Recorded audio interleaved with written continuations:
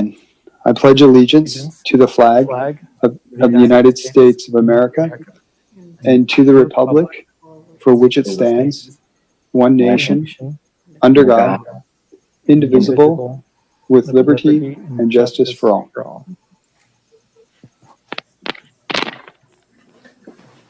Thank you, Commissioner Rodriguez.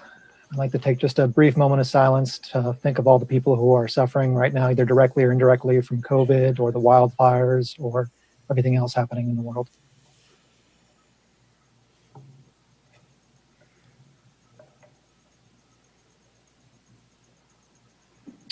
Thank you all. Is there a motion to approve the order of the agenda? So moved by Commissioner Stretzenberg. All right, I'll second. A motion by Commissioner Stretzenberg, seconded by Commissioner Toprow to approve the order of the agenda. I will do a roll call here and apologize. These names are going to stay the same throughout the meeting because keeping it easy. Commissioner Hensley.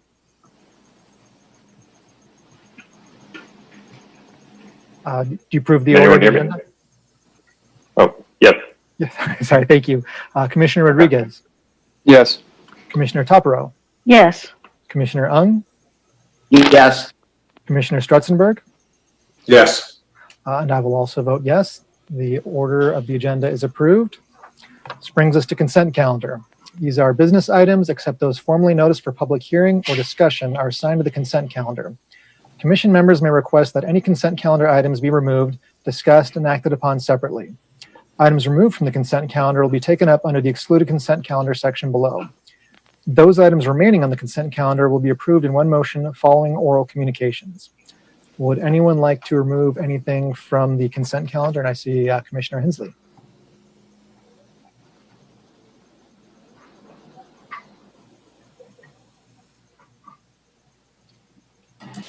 Sorry, I can't hear you, sir.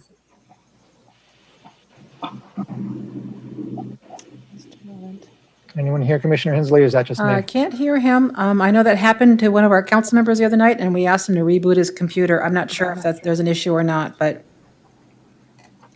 let me try and do this his with mic hand is not signals muted. then. Commissioner Hensley, I'm going to list off the items, and if you would like to remove one, just nod your head. Commissioner Hensley, item E1. E2. Okay, E3. E4. So E2 and E3. Okay, sorry. Commissioner Hensley would like to remove items E2 and E3. Would anyone else like to remove any items? Okay, is there a motion to approve items E1 and E4 from the consent calendar? So moved. Second. Motion by Commissioner Rodriguez, seconded by Commissioner Toprow to approve items E1 and E4 from the consent calendar. Commissioner Hensley. Yes. Excellent, we can hear you. Thank you, sir. Commissioner Rodriguez. Yes. Commissioner Toprow. Yes. Commissioner Ung. Yes. Stretzenberg.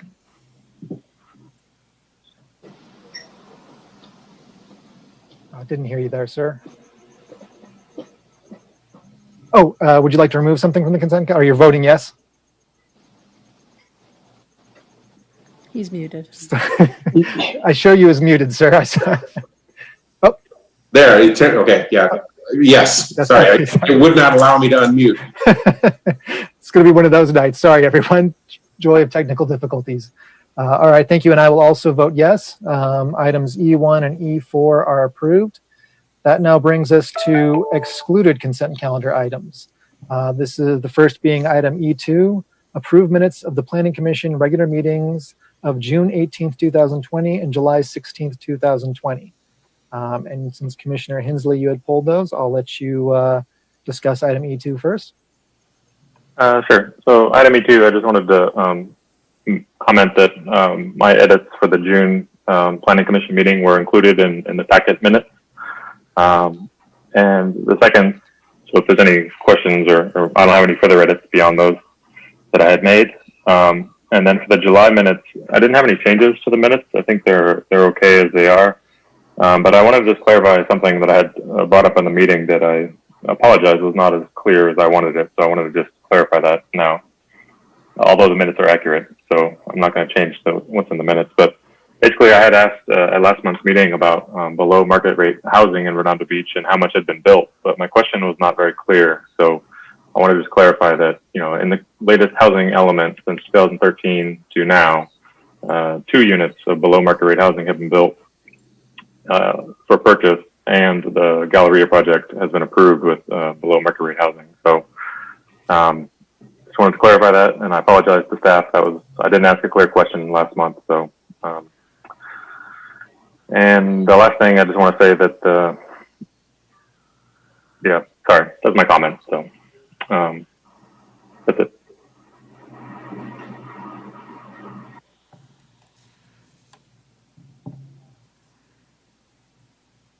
And if there's no other edits to the minutes or... Chairman, I think Sorry. you were on mute. Sorry, I apologize. I'm having problems too. So I see Commissioner Ung, you also would like to speak on E2? Yes. In reference to the July 16th minutes, on page 11, which is on the packet, page 34, but it's the minutes, page number 11. The second to the last paragraph, I had made a reference to impacts to other streets. The one I had specifically mentioned was Grant Avenue, and it's just mistyped as Grand. So it's just a clarification that it should be Grant. Thank you, sir. And I had one clarification on the July minutes as well. And when I reviewed the video, I realized there was an audio problem with my connection. But I did not discuss under ex parte communication with Council Narenheim any of the agenda topics. Does anyone else have anything for items E2?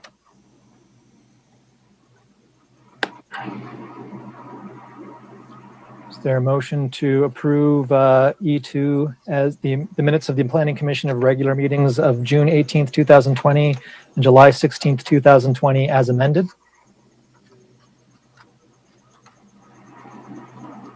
Motion to approve. And I'll second. Motion by Commissioner Ung, second by Commissioner Topero to approve the minutes of the Planning Commission regular meetings of June 18th, 2020 and July 16th, 2020 as amended. Commissioner Hensley. Yes. Commissioner Rodriguez. Yes. Commissioner Topero. Yes. Commissioner Ung. Yes. Commissioner Strutzenberg. Yes. And I will also vote yes. The motion passes. Item E3, which was also pulled, is receive and file Planning Commission referrals to staff matrix update. Commissioner Hensley, I believe you wanted to speak on this. Yeah, thank you, Chair. Director Forbes, I just had a question on our previous referral about the discussion of the definition of open space made last October. Do we know when that's going to come back to the Commission? With that particular item, I think that we were talking when we were kind of revisiting what was on the list back in February. I had just made note at that point that we had a few, larger agendas coming up, and of course, then COVID hit. So now that we're getting past some of those bigger items, I think this is something that we could consider bringing back, and it's going to be just starting the discussion. It's going to, I think we have a presentation we've done previously on open space, so maybe at the October or November meeting. September, we're going to have the ADU ordinances, so that might be a lengthy conversation. But I think at the October or November meeting, we could have that. Okay, thank you. My request would just be, if possible, the October meeting, and if presenting the previously shared material or some other thing is too much or too long, I think just having an agenda topic of a discussion would be sufficient for me personally. Okay. So, great, thank you. Thank you. Thank you very much. I just want to mention too, before we go any further, that there were no e-comments or any Zoom or any other comments related to the consent calendar. Thank you. And please keep me honest if I'm missing anything as well. Thank you for that. I will certainly try. Does anyone else have anything on E3? there a motion to receive and file Planning Commission referrals to staff matrix update? So moved. In a second. Motion by Commissioner Hensley, seconded by Commissioner Ung to receive and file Planning Commission referrals to staff matrix update. Commissioner Hensley, Yes. Commissioner Rodriguez, Yes. Commissioner Topero, Yes. Commissioner Ung, Yes. Commissioner Strutzenberg, Yes. and I will also vote yes. The motion passes. This brings us to the audience oath. This is for anyone either dialed in via Zoom, submitting e-comments, in any way who wishes to speak tonight. Would you please, affirm this somehow virtually? Do each of you swear or affirm that the testimony you shall give shall be the truth, the whole truth, and nothing but the truth?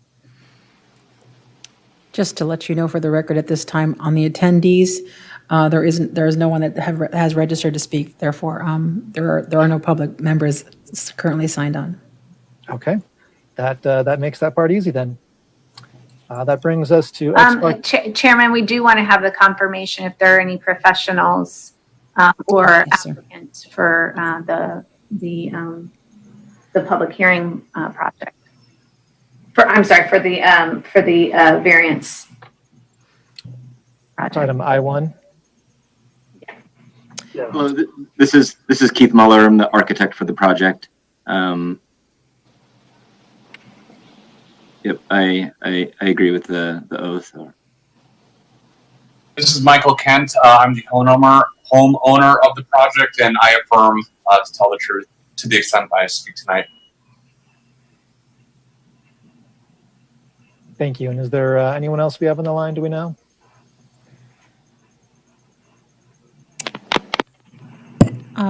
I don't know who Mitchell Turner is, but he is signed in. Yes, this is Mitchell Turner. I'm also with MOMAC. I don't plan to speak tonight, but I will tell the truth and promise to the oath if I do. Thank you. Appreciate that. Thank you. This is Courtney Kent. I'm also the homeowner, and I agree to the oath as well. Thank you for that. All right, this brings us to ex parte communications. This section is intended to allow all officials the opportunity to reveal any disclosure or ex parte communication about the following public hearings. Does anyone have any ex parte communication to disclose? Commissioner Hensley. Yes, thank you, Chair. On item I1, I spoke to staff, and on item I2, I spoke to the public, Councilmember Graham, staff, and I also attended Councilmember Horvath at a community meeting last week about this topic, and I attended that as well with the public. That's it. Thank you, Commissioner Hensley. Anyone else? And on item 1, I discussed the item with a neighbor across the street from the property. On item I2, I've attended GPAC meetings, the NRBBA meeting, the public forum. I've discussed it with council members MD, Gran, and Horvath. Also at the meeting that Commissioner Hensley was at, although the two of us didn't interact at all, and discussed it with residents as well. So those are my ex parte communications. Anyone else have anything? Okay. Oh, yeah. There was a question that was brought up at last month's meeting on whether we had to disclose whether we were within a certain distance from the, public hearing that we have on I-2. I was wondering if there was clarification on that. Yes. Yes, thank you, Chair. Commissioner Ung, we have just received communication from the City Attorney's Office. The actual distance from in proximity, this is with respect to item I2, the distance that is the threshold for determining further analysis of conflict is 500 feet. And none of the commissioners except for one was within the 500 feet, and we've discussed and the city attorney recommended that individual recuse themselves, and that was Commissioner Glad, and she's not here today. Thank you. Thank you for bringing that back up, Commissioner Hung. This brings us to our first public hearing tonight. This is a public hearing for consideration of an exemption declaration and a variance for construction of a new single-family dwelling with an existing single-car detached garage and non-conforming driveway and modification permit for reduced side yard setbacks on property located within a low-density, multiple-family residential R3 zone. Property address is 1010 Emerald Street. The recommendation is to open the public hearing and take testimony from staff, applicant, the public, and deliberate. Close the public hearing. Adopt a resolution by title only approving the exemption declaration, variance, and modification permit subject to the findings and conditions contained therein. And this is, apologize, my printer cut it off. Don't have the CUP number, the exact case number.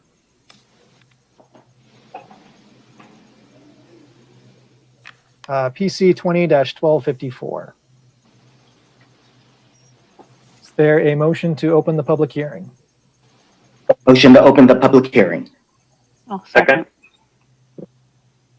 Motion by Commissioner Ung, seconded by Commissioner Hensley, I believe, to open the public hearing. Commissioner Hensley. Yes. Commissioner Rodriguez. Yes. Commissioner Topero. Yes. Commissioner Ung. Yes. Commissioner Stretzenberg. Yes. And I will also vote yes. Does staff has a presentation for us tonight? Yes, I'd like to introduce Antonio, who's our senior planner, and he will provide the presentation information on this application.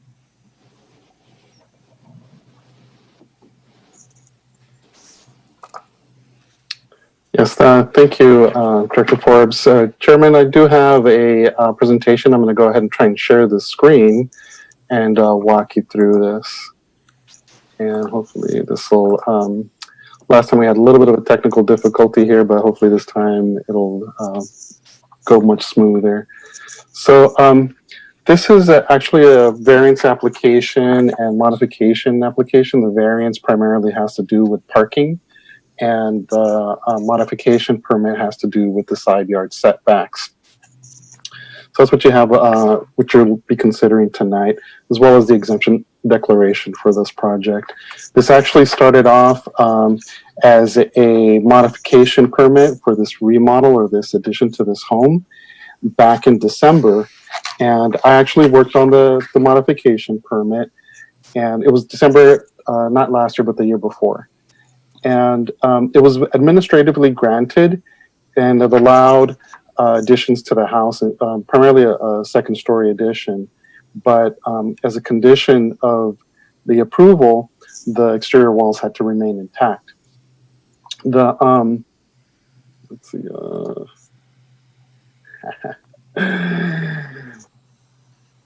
I'm having. Oh, there we go. Oh, nope. Let's try again. Sorry about that. Computer's running a little slow here. It's like, as you mentioned, this is 1010 Emerald. The property is zoned as R3. It's low density, multiple family residential. The properties, if you notice on here on the slide, I don't know if you can see my cursor, there's 4 properties that face Emerald, which were originally part of 4 properties that face Lucia and face Juanita. This kind of shows the property in question here. This is the lot, and this has to do with some of the physical constraints of the property. There's 4 properties. Originally, these lots, so it was lots 16, 17, 15, and 14, faced Lucia and Juanita, and they were subdivided, creating four different parcels, these 2 that face this way, and then these 2 that face northward, and these 2 that face northward, and then these remained going the other way. So this kind of sets up the physical constraints of the site, because the typical R3 lots here are 40 feet wide. When you combine them, you end up with only an 80-foot depth on the property. This is a picture from the Google Street View of the house as it was existing before. And the survey here on the side. Let me see if narrow this real quick. So the survey here on the side shows the existing house and the setbacks. They had a non-conforming side setback here along the side, and because of the way the porch was built, the porch also was non-conforming in terms of the minimum setback, which is 15 feet. So here it's 14 feet, 0.6, which is about 7 inches or so. And then 1 foot, 1.8 on the side, and 2 here at the back. It kind of angles a little bit. So you have these two non-conforming setbacks, which were the basis of the modification permit. Here I have them highlighted. Those are the two. Those are the two walls that were supposed to remain. You can see on the slide there the picture of the property as it is today. There was communications back and forth between the building inspector and the contractor that while there was demo work happening, that the plans called out for specific walls to remain, and they were left unsupported. And the building inspector warned the subcontractor that if there was going to be some demolition or additional demolition, it had to first be cleared through the planning division. That subsequently, there was another inspection, and the walls had come down. So the walls no longer remained. You could basically see through the front. You could, the side is no longer there either. That invalidated the permit. It was called out specifically in the conditions of approval that the walls had to remain in order for the permit to be valid.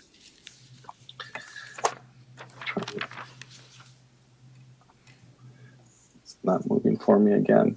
Oh, so that's kind of a close-up picture. Shows there's basically new walls. You can see some of the old lumber is, just kind of strewn about. The whole back wall is all gone. And, they reframed the front wall, but it's all essentially gone as well. So this is kind of turning that survey a little bit to the side. Again, this goes to speak to some of the constraints of the property. I'm going to kind of take you through some of what was described in the staff report to kind of illustrate it better through some kind of bubble diagrams here. I know Commissioner Hensley had this question, and I'm grateful that he had the question because I know that a picture tells 1,000, a picture's worth 1,000 words, so we'll take you through that. So here we have what are the setbacks, the front, side, and rear setbacks. Kind of gives you an outline of the footprint that's allowed. This is kind of your basis. Now, if it's in the way of the garage, you see the garage was in the corner there. If you had to build for new homes, you're either going to have to do a detached 2-car garage, and you have to either place it in the back somehow, which is required for the multiple family residential properties, because it would be facing the street, because it's not physically possible to do a side-loaded garage. You need at least 50 feet for that to occur. So here you have the detached garage in the back with a 25-foot backup distance and the driveway that's required. So it kind of starts shrinking the footprint. And this is what you end up with as your footprint with your, distances from the garage. So you get this very odd L-shaped design, which is about 10 feet wide. So really you can't have a room with a hallway or something. Typically rooms are at least 10 feet wide. So this is kind of what you end up with there. So as an alternative, let's try again. That's a detached garage in the back. Attached 2-car garage in the front. Again, you start off, you have a minimum 19-foot backup distance from the property line. So you get this layout, which gives you a lot more usable square footage in the back here for rooms, but it gives you this odd 5-foot wide corridor towards the front, towards the street. So that's what you end up with if you had to comply with the requirements for your attached or detached garages. Now, this is the only way to provide a standard 2-car garage in the front. This would require a variance because, again, we don't allow front-facing garages on the front half of an R3 lot. So as an alternative, the applicant is requesting that they be able to keep the single-car garage in the back and get a variance to the parking requirements so that they don't have to demolish the garage and reconstruct everything, and keep their building with the foundation that they've already reinforced intact, and then just build from there. And this is kind of gives you an outline of, again, kind of the footprint of what's allowed here with, you know, the setbacks, and then you know, some of the items here with the outdoor living space, and the distances from the side property lines in the front, that type of thing. This is the first floor, kind of standard first floor. You have your family room, kitchen, living room, and then your second floor, which is above cantilevers over the driveway. You have your bedrooms and your bathrooms there, stairs along the side, and then with this application, they're looking to do a roof deck as well. So you have a roof deck. And that's the roof plan. And so those all kind of layer on top of one another. So the first floor, second floor, third floor, or roof, I should say. And the applicant, going back to the original design, they wanted to do something that was in character, or kind of still reflective of the Spanish colonial revival style architecture. They're using the same type of materials here. They've got the stucco exteriors, the you know, barrel tile roof, you know, wrought iron detailing, you know, which is pretty typical for this type of style of architecture. So they're carrying that through. You know, they have the roof vents, the attic roof vents, which are decorative, the tile roof vents as well, which is a nice touch. This is the side setback that would be facing the west, with the part that overhangs the driveway. This is the opposite side. Because they're closer than 5 feet to the property line, they can't have any openings on that side. I think it's a minimum of 3 feet for to have any operable windows and that type of thing. So on this side, no openings at all. And then this is the back side of the house. And again, you could kind of see the cantilever over the side, and the distance to the property lines. 30 inches on one side, 38 inches on the other, where typically 5 feet is required. This is the picture of perspective drawing of what it would look like once it's complete, and kind of gives you an idea. And that's pretty much my presentation. The applicant and their architect's team is available to answer questions. There's staff is recommending adoption of the exemption declaration and approval of the project. And I can answer more questions if there's specific questions about the variance. One of the things that I didn't touch on is the single car garage, the driveway. It's also at a small angle, and so it's short a few inches on either side of the required 9 feet. The foundation is poured. That's where the house was before. They just want to keep all of that, not just a single car garage, but the location of the driveway, so they don't have to re-pour the foundation or anything else. And I think that concludes my presentation. Excellent. Thank you for that. Do any commissioners have any questions at this point, or do we want to hear from the applicant?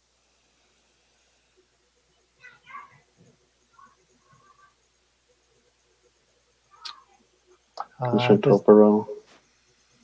Yeah, the question is, I thought there was something about the garage that that it's all rotted as well, and that they have to redo the garage. I think that was an item from a previous agenda. They were using that for comparison purposes. Okay. Okay, for some reason I thought the one car garage had to be redone as well. Okay. I think that was the hearing we had last year, where it was very similar, which is why they included it. And that garage was falling apart and rotting, and so that was one of the reasons. But keep me honest on that. Is that Is that what we're looking at there in the packet? That's correct. The applicant, we had a number of conversations at the counter, and we recognize that the Planning Commission had looked at a variance, in the year before on Carnelian. They requested the file. We went ahead and forwarded that. So very similar circumstances as far as the lot configuration, the size, that type of thing. So there's already sort of been precedent for granting of a variance, in particular for setbacks. But this is different. This would be, again, variance for the parking to, so that they can keep their single car garage. And coupled with that, their modification permits for the setbacks, which would be typically granted administratively, but because this is a variance permit, the case in total comes to the Planning Commission for review. Perfect. Thank you. Commissioner Strutzenberg. Yeah, thank you. A question for staff. So did this get to the point that there were none of the existing walls remaining? Is that what happened? Yes. What happened was, as they were undergoing demolition and reconstruction, there were some walls that were allowed to be reconstructed and some walls which had to remain. And in particular, it was the front and the side, the east side wall that had to remain. At one point, they were still standing. They were still there. The building inspector, like I said, went out and was concerned that they were unsupported, and for some reason, the subcontractor kind of maybe understood that they could be removed, and then asked, to go back and obtain a permit afterwards, which is really not the case. So there was just like a miscommunication. I understand that there was also some miscommunication between the subcontractor and the general contractor, which led to the removal of the walls. So with that, did it essentially transition from what was a remodel to now a new construction? Right. Typically, for, and I don't want to speak for the building division, but it's typically if you keep 50% of the walls or more, then it's, considered a remodel. They were, removing the substantial portion of the structure, but they were keeping the exterior walls, and that's really what we were focused on. But once those walls came down, it's considered a new house. Okay, and then I'm looking at the plan that showed the red line, the red dash lines with the setbacks. So it looks like the east wall was actually going to be, did they move the foundation for the east wall? Because it have a setback of only 1'8". Yes, they because they had to shore up that wall because it was going to be supporting the wall above, and it had to be tapered in slightly so that they could carry the load of the wall above. And so it was in that process that when they were, doing the structural work for that they just went ahead and removed the wall. Okay, so is the footprint of the first floor in what they're looking to do now any different from what it was originally? It's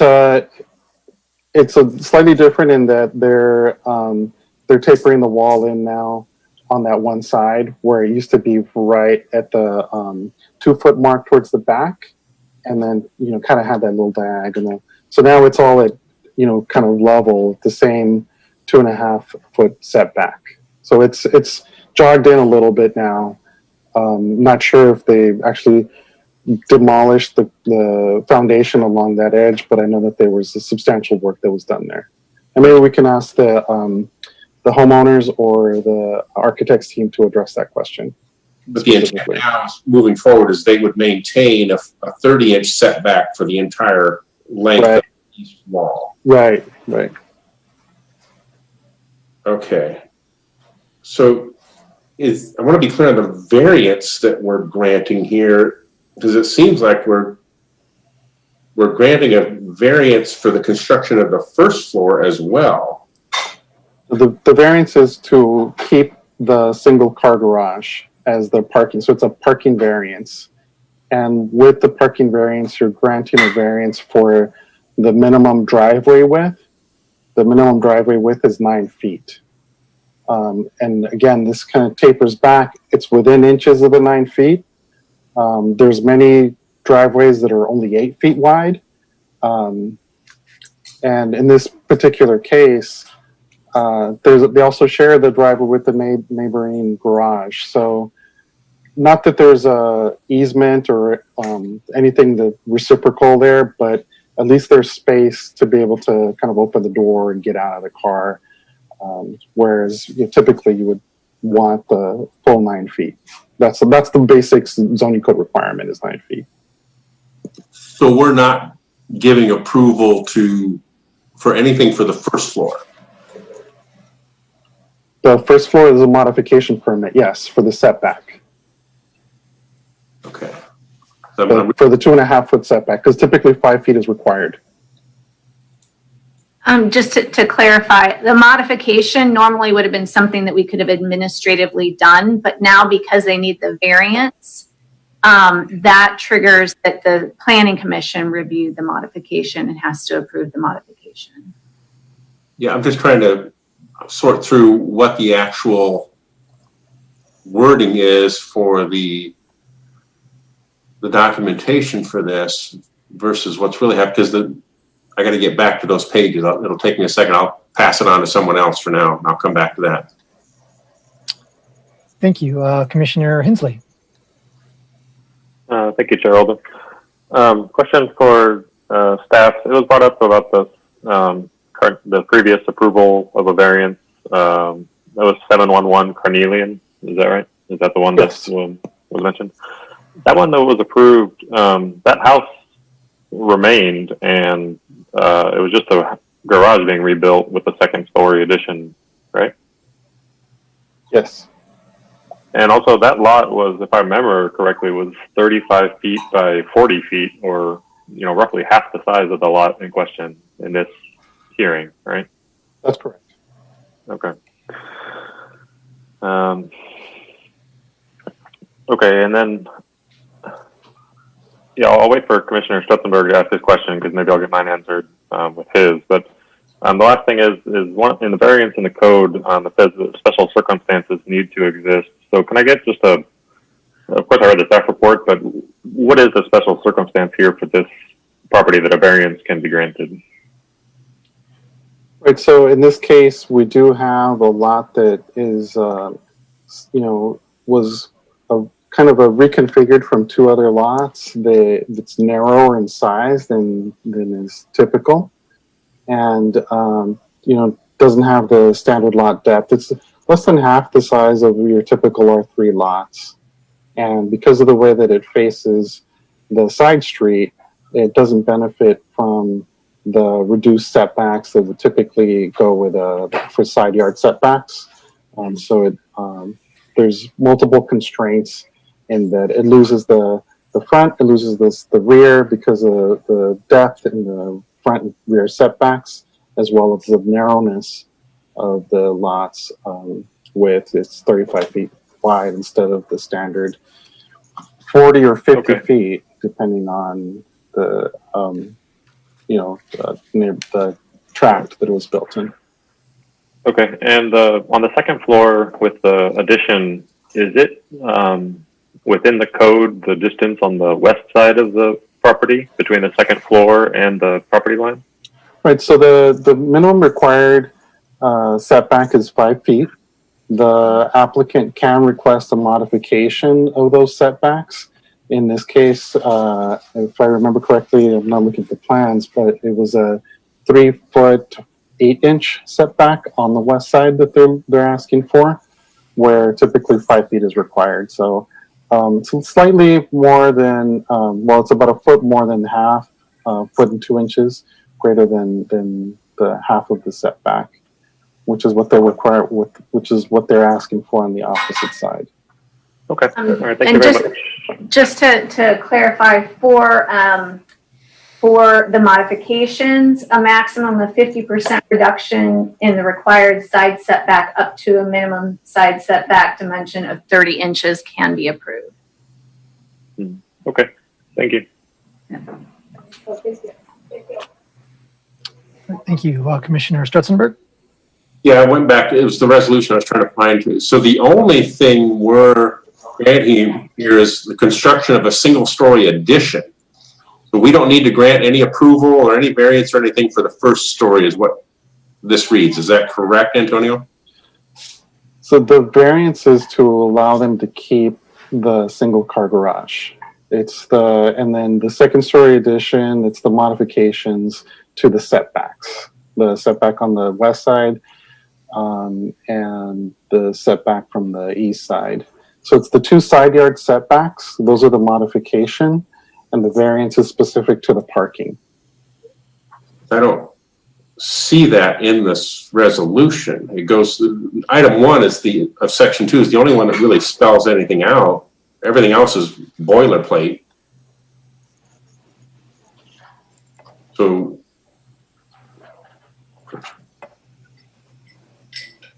it's reflected on that.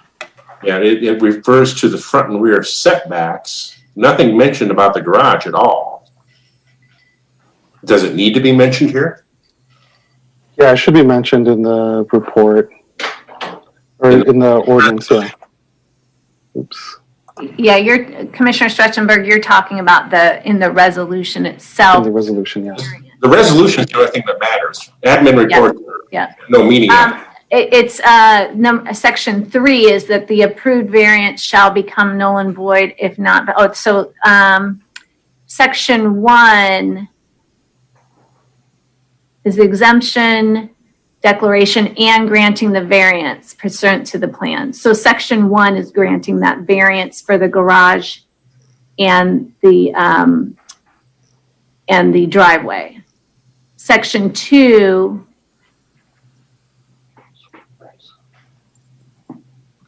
is addressing the application with the setbacks, the modification for the setbacks. Where's the garage even mentioned? I'm still looking. I'm sorry. I'm trying to find it. It would be I think it's under the findings. Well, it's in the title itself too. Right.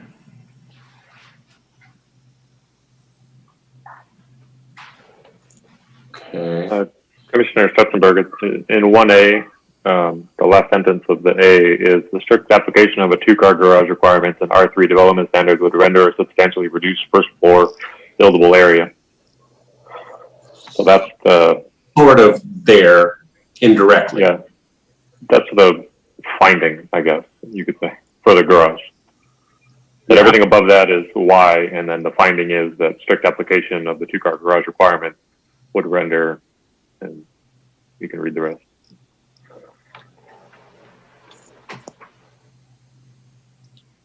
The resolution just seems to be, to me, it comes across as incomplete.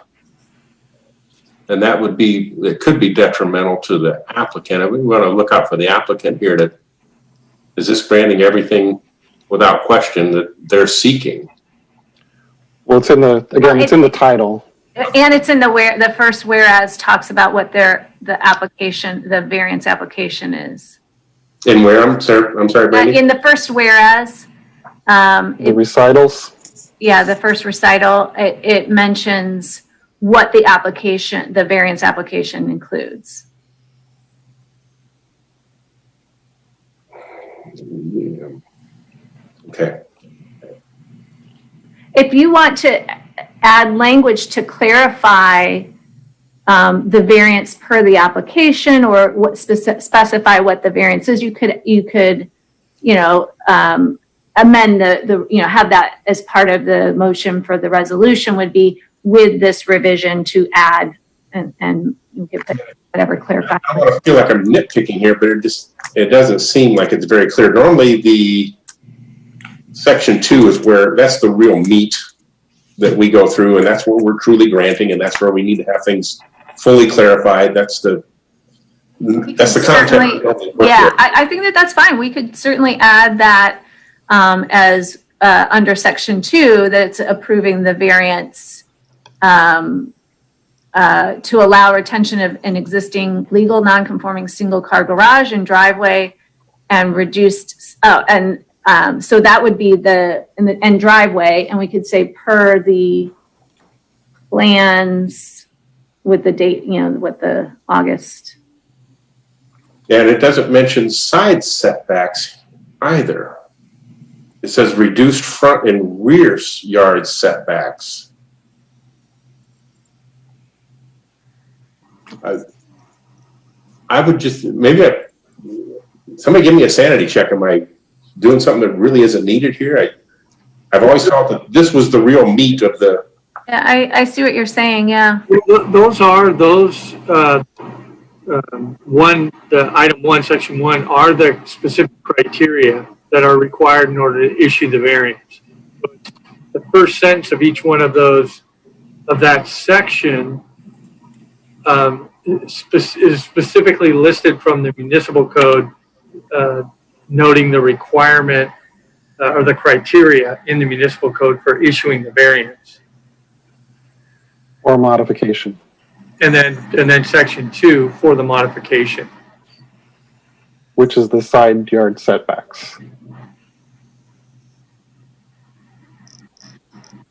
I see though what the commissioner's saying when we're talking about what is being resolved under, and then under section 2, he's right. It's saying the reduced front and rear yard setbacks, whereas they're no longer going to need that front yard setback modification, correct?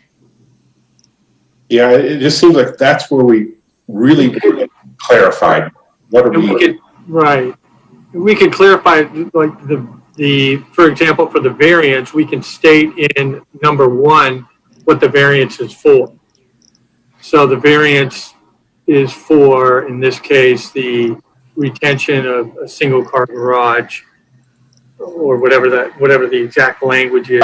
Setbacks, I think. To allow the reconstruction of a single family, the retention of the existing non-conforming single car garage. That's what the variance is for, and the driveway width. So we would just stipulate that in that very first sentence under number 1. And then the same thing for the modification, maybe just clarify the modification for the existing, for the reduction in the side yards. And if that's just what it is, if it's just the side yards. I'm pulling together some language that I can share on the screen. So thank you. If you have additional questions, I'll pull that together. Yeah, I would just think it needs to include the garage, the retention of the garage, and we're not granting anything here. Are we granting the construction of a first floor? Because it only says a single story addition. Are we also granting reconstruction of a first floor to allow the second story to be built? Yes, it's the entire east side setback. The 2.5 feet east side setback and the second story's west side setback. Those 2 items are under the modification. And we can specify that. Yeah, I'm putting that in. Under the 2 subsections. So if you want to give staff a few minutes to put together some language and tightening that up. Did you have other questions, Commissioner Stutzenberg, or do you want to wait to hear that language? Yeah, let's get that language. That was really the key things here. I was having difficulty really making sure that the resolution was what was truly needed for this and was clear. I agree, yes, it's in the title, but I wouldn't normally rely upon only a title of a resolution for. That's why we also have it in the whereases and the recitals. Yeah. And even the whereases tend to be recitals of what's the background more than anything. Well, that's the request. No, Commissioner Ung has some questions as well. Do you mind if we give him the floor? Yeah, absolutely. Commissioner Ung. Thank you. Yeah, first of all, I think, in terms of keeping that one-car garage, I think that kind of is in the best interest of all parties. So, as far as a variance, that seems reasonable. I had a question regarding the side setbacks and first of all, I have to get on my soapbox. Our municipal code is hard to search and find stuff. But I was trying to verify where we would have the latitude to grant a side setback of 2.5 feet. And the only thing I came across was in 10-2.514, and that's the development standards. I believe this is an R3, and it's a single family dwelling. And there's a I think it's paragraph E2A, because they talk about single family dwellings on lots less than 50 feet in width. And they do talk about the existing side setbacks of less than 5 feet. But then it says, shall be permitted to match the existing side setback, provided that the side setback shall not be less than 10% of the width of the lot.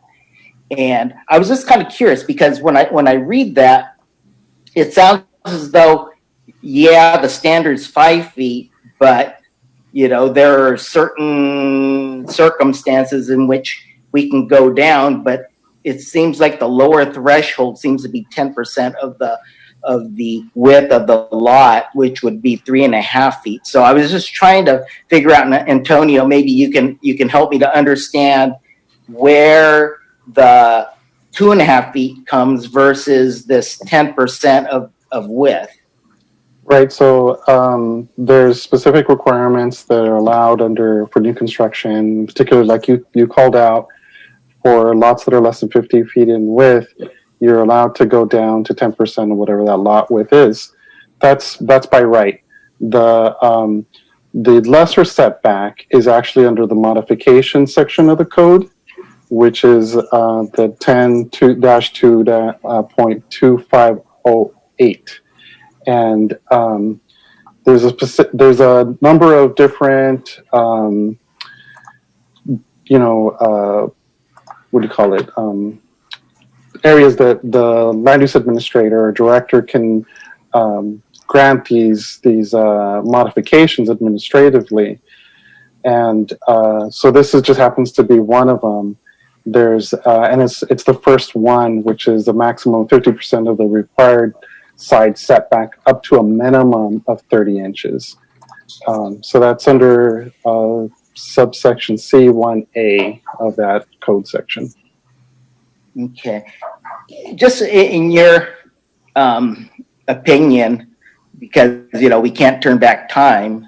Yeah. If the request had been to tear everything down and to build this from scratch, it would have been in the right of the planning department through the land administrator to have been able to grant the 2.5 foot side setback? Not for new construction, no. So I mean, you can, typically we don't grant modifications for new construction, because if you're starting, it's typically we don't, but it's the specification is when there's extraordinary conditions, and in this circumstance, the extraordinary condition is the reduced width and the reduced depth of the lot, that the buildable area wouldn't be standard. So that's the extraordinary condition of this particular lot that would, so that's kind of the first thing we look at. So if it's a standard, 40-foot width lot, and there's nothing unusual about that, the topography or anything specific that makes that there are extraordinary conditions on the site, then we're, for new construction, we're not looking, they can be meeting the guidelines. But when there's something extraordinary, maybe a historic structure that they want to maintain, and it has different setbacks. The extraordinary condition is that historic structure. So those are some of the examples of that, but that's that distinction is the extraordinary conditions. That's when you're looking at the modification. So it's not just granting this modification, otherwise you would just have a 2.5 foot side yard setback as your standard.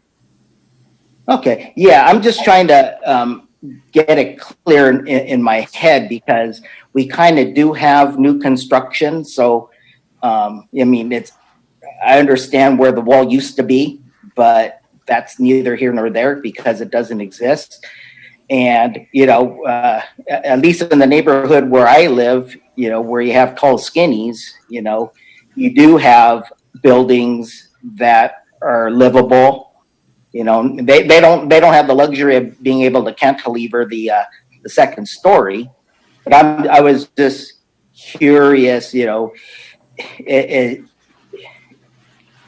Well, Commissioner, on that, I'm sorry. If I could just interject here real quick, the tall and skinnies actually have their own zoning designation. It's a little bit different. In this case, also the zoning, the R3 zoning, requires that front-facing garages be on the rear half of the lot. So that creates all this domino effect where you really can't build a new house on this particular lot without having some sort of a variance. So at that point, when it's new construction, because of it's impossible to meet the zoning code requirements, it would have had to have come before the commission anyways. For one variance or another. And that's really the key here. Yeah, I'm just focusing on the modification aspect.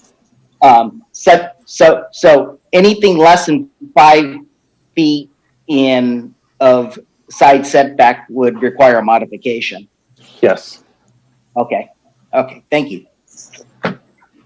Okay, that's it for me. I do have the proposed language. If you want, I can share my screen.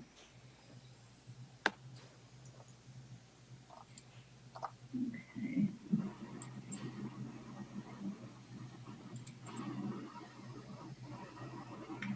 So what I put was the approval. So this would be for that. Oh no, I got to find my what section 2, and under the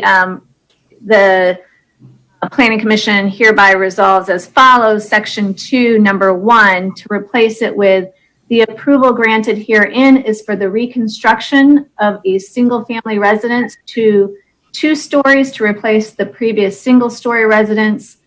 That should be with a variance. To allow retention of an existing legal non-conforming single car garage with reduced parking requirement and a reduced width driveway, as well as modifications to the side yard setbacks as reflected on the plans reviewed and approved by the Planning Commission at its meeting on August 20th, 2020. Does that cover everything you were looking for, Commissioner Stutzenberg? Yeah, I believe it does. I think it's inclusive now, unless somebody else sees something that isn't captured there. And Randy, I appreciate you doing that and putting that together for us. Couple of quick questions. What's the total square footage of the house when it's in its rebuilt state?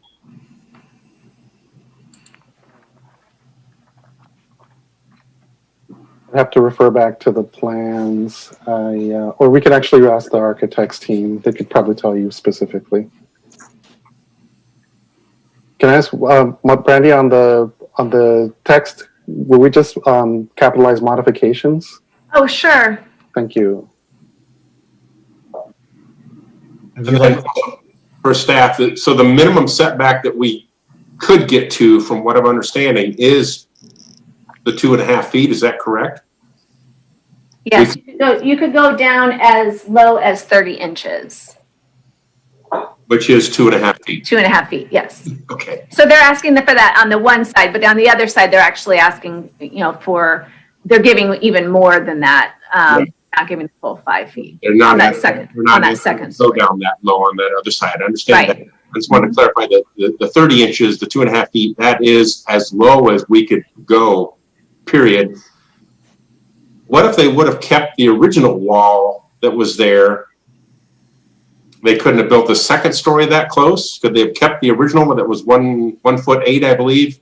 Yes. So that was the intention of keeping the original wall on the first floor, and then they had to taper in the second to the minimum, which is 2.5 feet. Yeah, they had to step it in. Okay. So now they'll just take the 30 inches all the way down. Was it going to be 30 inches for the second floor? Yes. Yes. Okay. Because I know this is a somewhat convoluted situation because of how it occurred and what was approved before and what we're going with now. Did we get an answer on the square footage? I'm trying to go back. Can we? Hi, yeah, we this ask, is Keith. can we leave that for the? Thank you. Hi, this is Keith. If you give me about 1 minute, I can get those square footages for you. Just give me one minute here.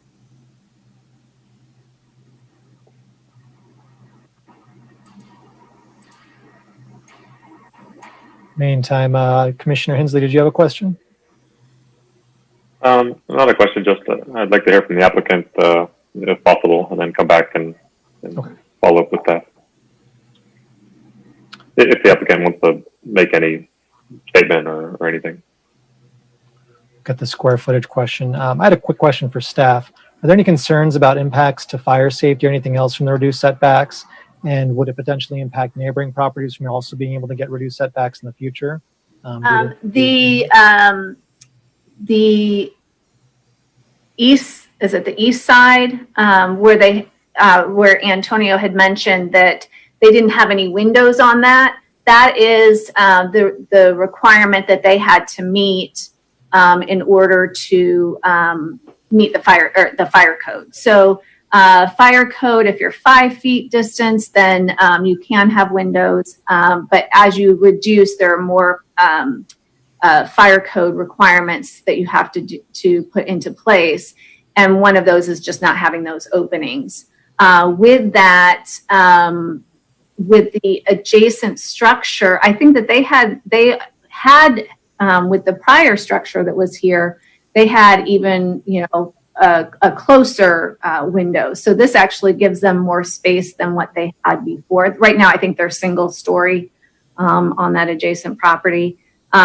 So, it's not the perfect situation, but that's where you have that 2.5 and 2.5, you get that 5 feet. If they came in and they wanted to get a modification on that second story, at least it would have been a 5 feet differential. So they would have been able to meet the fire code anyway on that second story, but on that first story, they weren't going to be able to meet that anyway because of where that structure was. Okay, sure. I just wanted to make sure we weren't granting them some privilege that we couldn't then grant to the neighboring property because it already been. Right. Yeah. So they can. They just had to not. They had to forego the windows on that side of the house.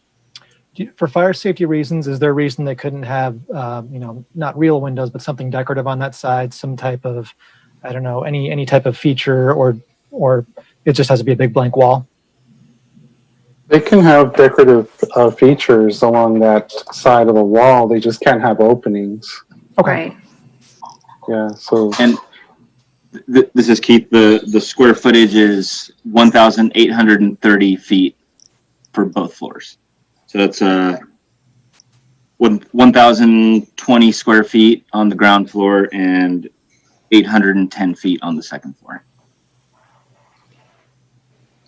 And Commissioner Stutzenberg, did you have some additional questions for the applicant? No, that was it really. I just wanted to get a feel for, we're not granting some 3,000 square foot type of thing here. To me, this is essentially a modified tall and skinny almost, with a little bit different arrangement. I understand that it's in an R3 on an odd size lot, and it's a lot of limitations for it. So could the property to the east of this also end up backyard to the east? I'd have to look at the plat again. Or is it I'm sorry, could you repeat the question? I'm going to look online here. I'll bring it up myself. So yeah, there is a house that's parallel to it to the east. To the west, it's two backyards that it's adjacent to. So could the property to the east do something similar to this and get a 2.5 foot setback and build up 2 stories? It certainly could meet the extraordinary conditions, right? Because it's that smaller lot size, non-standard. It just depends on what they're, if they wanted to come in and apply. If they wanted to come in and apply and do that second story on their existing structure, they'd have that setback to the 2.5, and then they could have that 5 foot window for the fire safety rating. And actually, they'd probably be okay where they're at now because this structure now has put it in without those openings, right? So that it can actually be closer as a result. Okay, thank you. Yeah, I'm looking at the picture again too. At least it's the east side is adjacent to the driveway of the property to the east as it's configured now. That helps a little bit. Yeah, I'm just looking at the survey, and it looks like the neighboring property is also really close to the property line. It's even closer, I believe. Yeah, there's portions of it that show it at close to 5 feet towards the back, but the carport and the other structures are actually pretty close to the property line. So I doubt that they would. I mean, they'd have to provide at least a 2.5 foot setback if they went up and did a second story. Okay.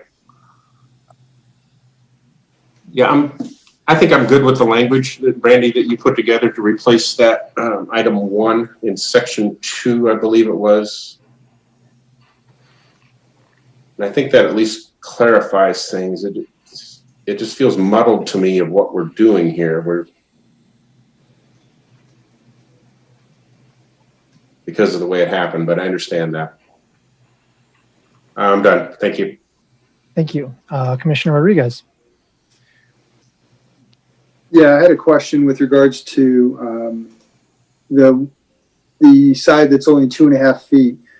You said you're not able to have openings. Are you able to use glass blocks? Excuse me.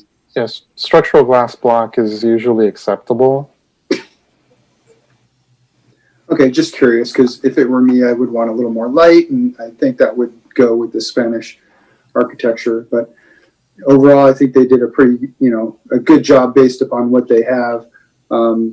And actually moving it off the property line and rebuilding the foundations versus underpinning them and trying to utilize some of the old foundation and the old walls, almost 100-year-old wood. I think it's going to, they're going to put in shear panels, things like that.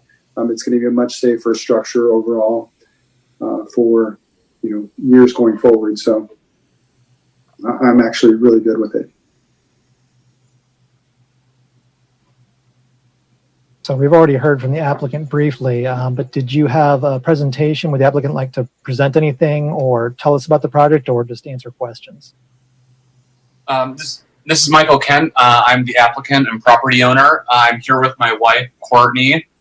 First of all, I just want to say thank you very much for taking the time to even hear this application. This has been a long process for us. As you know, we bought this house back in May of 2018 and have been working with Keith since.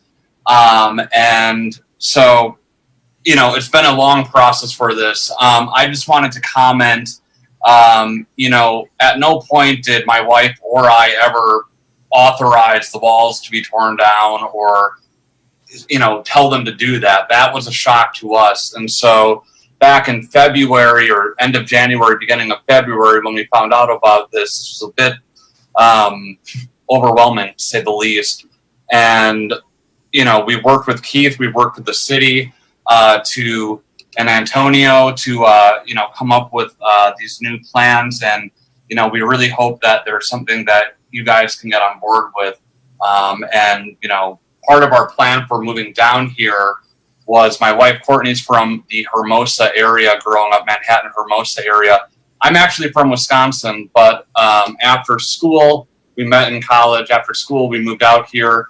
I've been in LA for about 10 years now, and we picked Redondo for the location, in part because it's so close to where my wife's family is. And so the idea is to basically move into this house and make this our family home and start having kids. So that was the idea of the house when we bought it. All we wanted to do was stack on the second story and, start a family. So that's a little bit of background for us, and kind of how we got here. But I'm free to answer any questions that you may have if that's what you'd like. Great. Well, thank you. And I can certainly appreciate how challenging this must be. One of the things when I at least look at a project like this is I'm always concerned about granting something that other neighbors don't have, or than they would have, and it would dramatically change the character. So seeing that this would be the first, second floor in the neighborhood, that was a little bit concerning to me. But I have to say, I did talk to one of your neighbors, and they were ecstatically in support of you guys and what you're trying to do. They were wholeheartedly embracing your project and said, I don't even care what they're trying to do, just approve it, which is not something we always hear when these types of projects come up. So, hearing that the neighborhood, or at least the neighbor I spoke to, was in support of it, that eased a lot of my concerns about the project. So definitely appreciate that. And I know this is a long, painful journey for you, but thank you for going through it. And anyone have any questions for the applicant at this point? Commissioner Rodriguez? Oh, okay. Any other questions for staff or the applicant?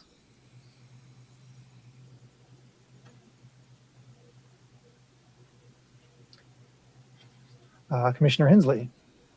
Yeah, I had a question for staff. Actually, maybe I'll first address the applicant. I want to just say that my heart breaks for you when I read the staff report. I like the administrative process, and that doesn't have to come before Planning Commission for review. And I'm sure you must have been devastated when the staff told you what you'd have to go through now. So I feel for you. Thank you. But I didn't have any questions. But I did have for the applicant. I did have a question for staff. This lot is zoned R3. Is that right? That's correct. And the square footage of the lot is 2,800 square feet. Yes. And the R3 is a medium. Sorry, let me get the right wording. Multiple family, low density. Low density, multiple family residential. And generally those are, at least in Redondo Beach, larger lots, larger square footage, and multiple houses on one lot. Is that kind of the R3 intention, I guess you would say? Or R3? Yeah, so what you typically would see is the 2 on a lots with, 5,000 to 6,000 square foot lots. Depending on the configuration, in this neighborhood, they're 40-foot wide lots. They have the driveway along the side, and then the garage is facing one another internally. And then you have, A unit, B unit in the back. And the density of this, would be one house per 2,800 square feet, right? When the density of R3 is one house per 2,500 square feet. Do I understand the density of the zoning correctly? Yes. Okay. The whole neighborhood is R3, right? Yes. Or, okay, I'll make more specific. The surrounding, yes. Okay, yes. Surrounding several blocks yes. are R3, okay. In the general plan, it's hard, I can't understand the intention, but did they intend for lots to be combined to make R3 units? Or, I'm not really understanding why it would be, and of course we may not answer it because we don't know, but why the whole area would be R3 if it's really single family homes existing at less density than it's zoned. Maybe that's a rhetorical question, but it's one of the problems I'm having is the, of course with the administrative process or with,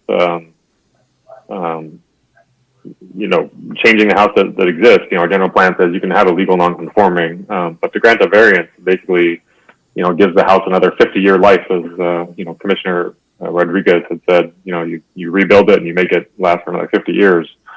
But I'm struggling a little with the zoning of the area and what was intended. So, if any other commissioners or staff could help me with that, I would appreciate it.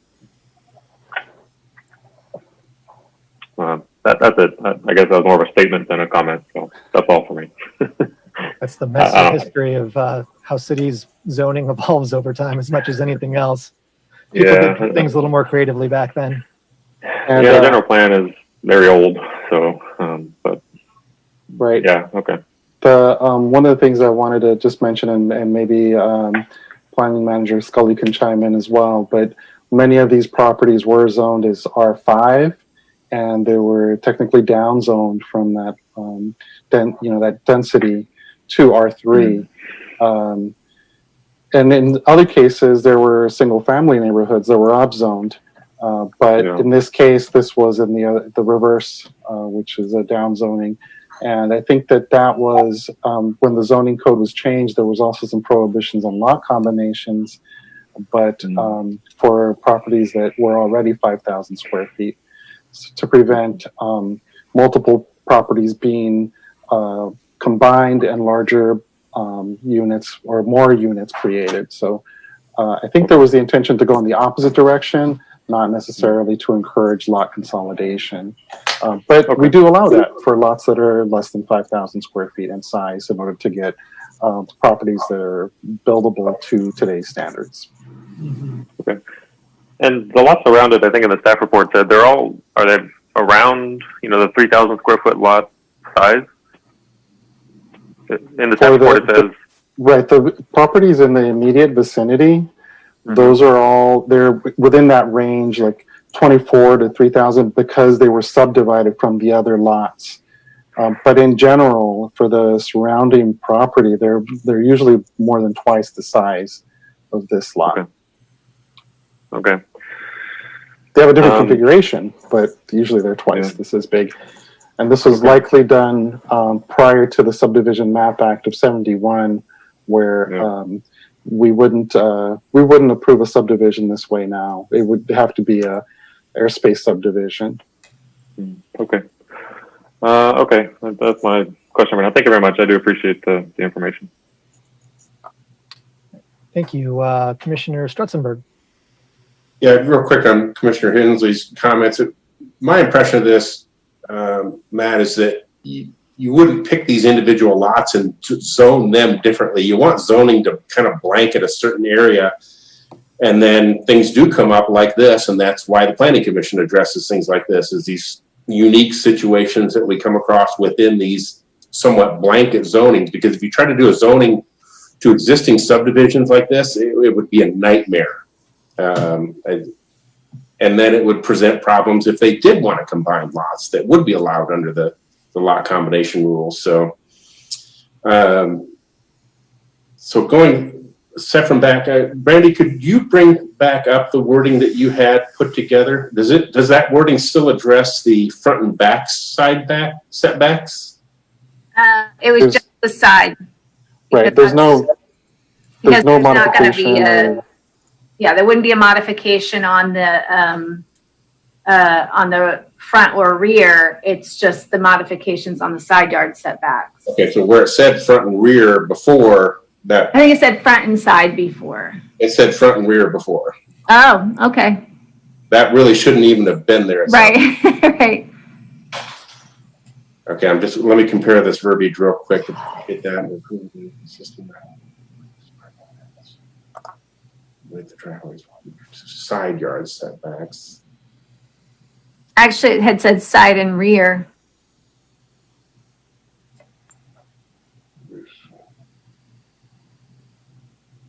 Yeah, do we still, we don't need rear?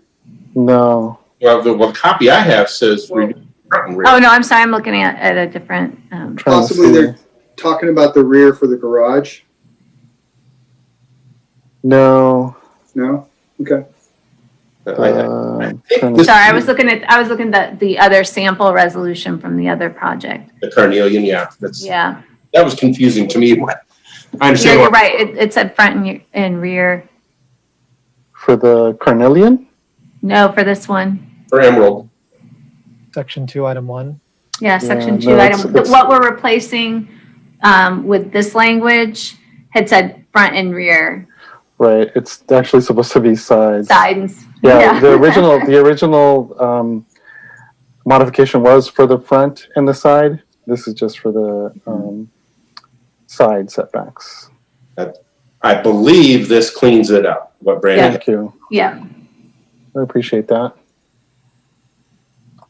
Definitely. Everything else is just boilerplate issues that are non-consequential, really. So this is the key one. This verbiage will replace item 1 under section 2.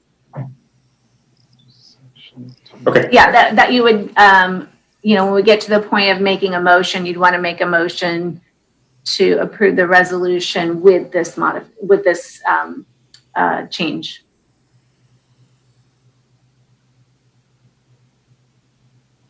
Does that make sense? It does. I'm good. I'm done. Thank you.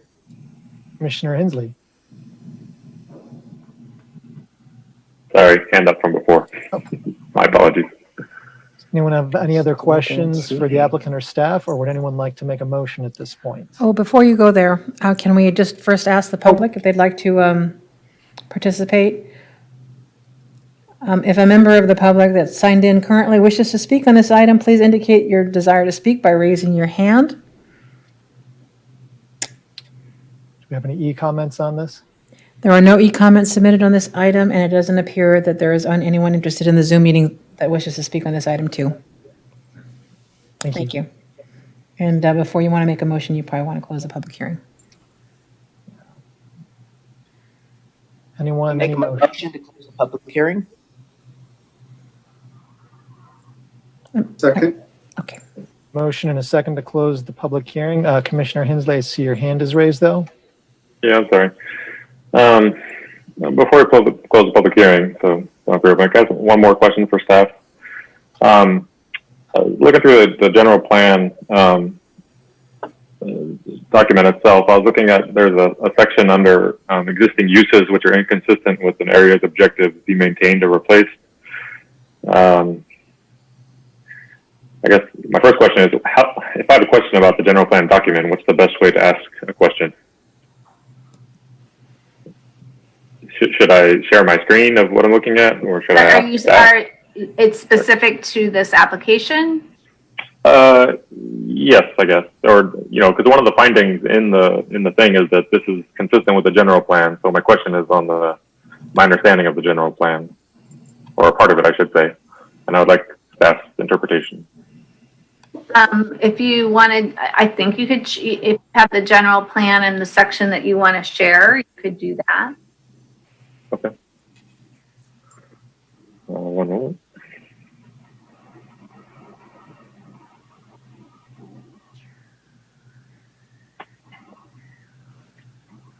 Okay. I always forget to hit the share button. Should be coming through. Got it. Okay. So this is the land use part of the general plan, and it's very long, but one of the sections is uses that are inconsistent with an objective be maintained or replaced. I guess my first question is, this section, is it intended for like residential that's in a commercial zoning, or the other way around, or is this single family homes in a multi-family home zoning, or both, or neither? Yeah, if I may, Commissioner, this section is intended to achieve conforming uses with the general plan land use designation. So this is a residential use in a residential zone. It's a consistent and conforming use with the residential land use designation. Okay. And I'd like to also chime in real quick. Sure. So this actually is, like you indicated, this is for residential uses that are in commercial or other non-residentially zoned areas. This would allow for reconstruction in the event of some natural or man-made disaster. This also applies for residential uses that are non-conforming in terms of density. So if you have, let's say, 4 units on a property that would otherwise only allow you to build 3, then if there was some natural disaster that destroyed the 4 units, they could come back and rebuild those 4. So that's what this is intended to address. It's the involuntary destruction of residential uses and to allow those to be reconstructed. And miscommunication between contractor and subcontractor is not a qualifying event. Okay. Okay, I understand. Thank you. That was my question. Thank you. So I think we had a motion by Commissioner Ung, seconded by Commissioner Topero to close the public hearing. I will take a roll call vote. Commissioner Hensley.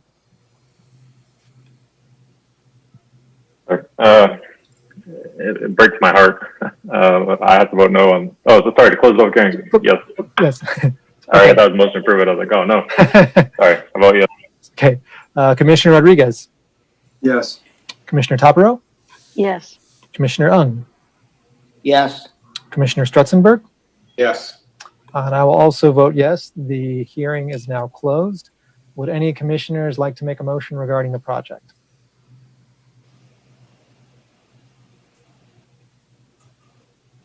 Don't everyone jump at once. And if anybody wants me to share that language, I can do that again as well.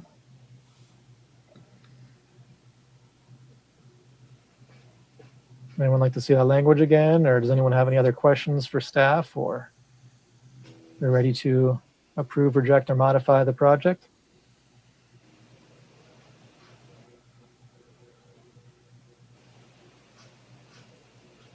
Is there a motion to approve the project as modified under section 2, item 1? I'll make a motion to approve the project as modified with the language that Brandy drafted. And I'll second that. Motion by Commissioner Rodriguez, seconded by Commissioner Topero to approve the project. Project 20, what is the case number? PC 20-1254 with the modifications by Director Forbes to Section 2, Item 1, motion by Commissioner Rodriguez, seconded by Commissioner Topero.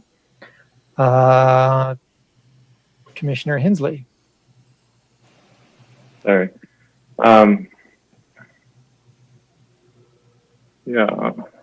Yeah, I'm going to vote no on the motion. Commissioner Rodriguez. I'm going to vote yes, and for the reasons I explained. You know, it's no fault of the homeowner that their walls were torn down, and it wasn't an administrative approval. And I guess the silver lining to that cloud is that it's going to be built with better foundations, with greater setback and stronger and more durable, for our natural disasters. Commissioner Topero. Yes, with everything that Commissioner Rodriguez added. Commissioner Ung. Yes. Commissioner Strutzenberg. I vote no, mainly because it feels to me that we haven't really cleared things up yet. So it's not reason to abstain, but I'm going to vote no. Understood. I will vote yes because I do appreciate the modifications suggested by Commissioner Strutzenberg to cleaning it up. I did have some concerns about the project itself, but speaking with neighbors and hearing their support for it alleviated those.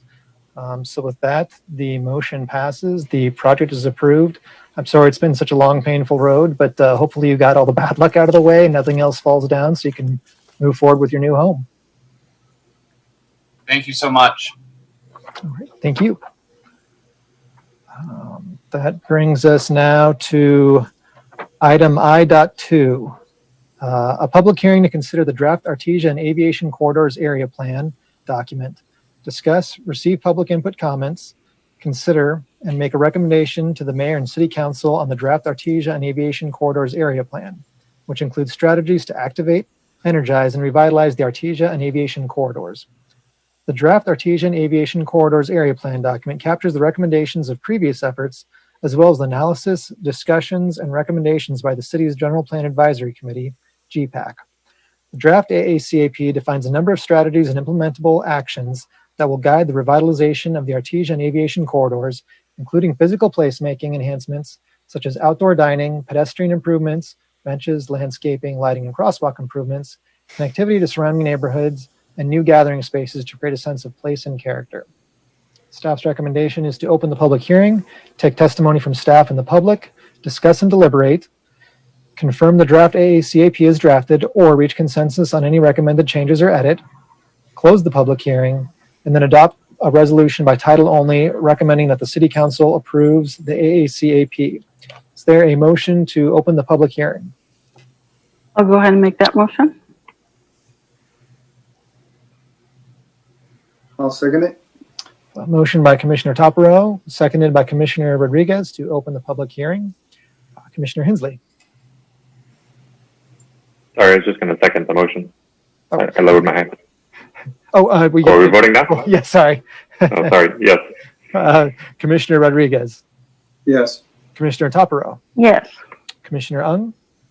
Yes. Commissioner Stratzenberg. Yes. And I will also vote yes.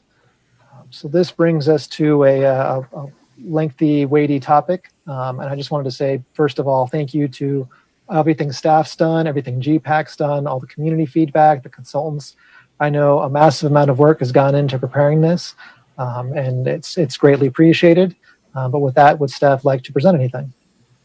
I'd like to introduce Sean Scully, our planning manager. He has really championed this particular part of the general plan update process. And I'm going to turn it over to him to do the presentation. We also have Stephen Proud and Elizabeth House from the Waterfront and Economic Development Department. So they'll be available for questions and possibly a brief presentation of things that they've worked on in this area as well. So I'll turn that over to Sean. Thank you, Director Forbes, members of the Planning Commission. So tonight we will take round 2 of the project through its paces. We did this predominantly to get an opportunity under the current conditions to get some more public input. And so a little bit of this presentation is going to be redundant for the benefit of, let's say, some members of the public tuning in now for the first time. So let me go ahead and cue this up.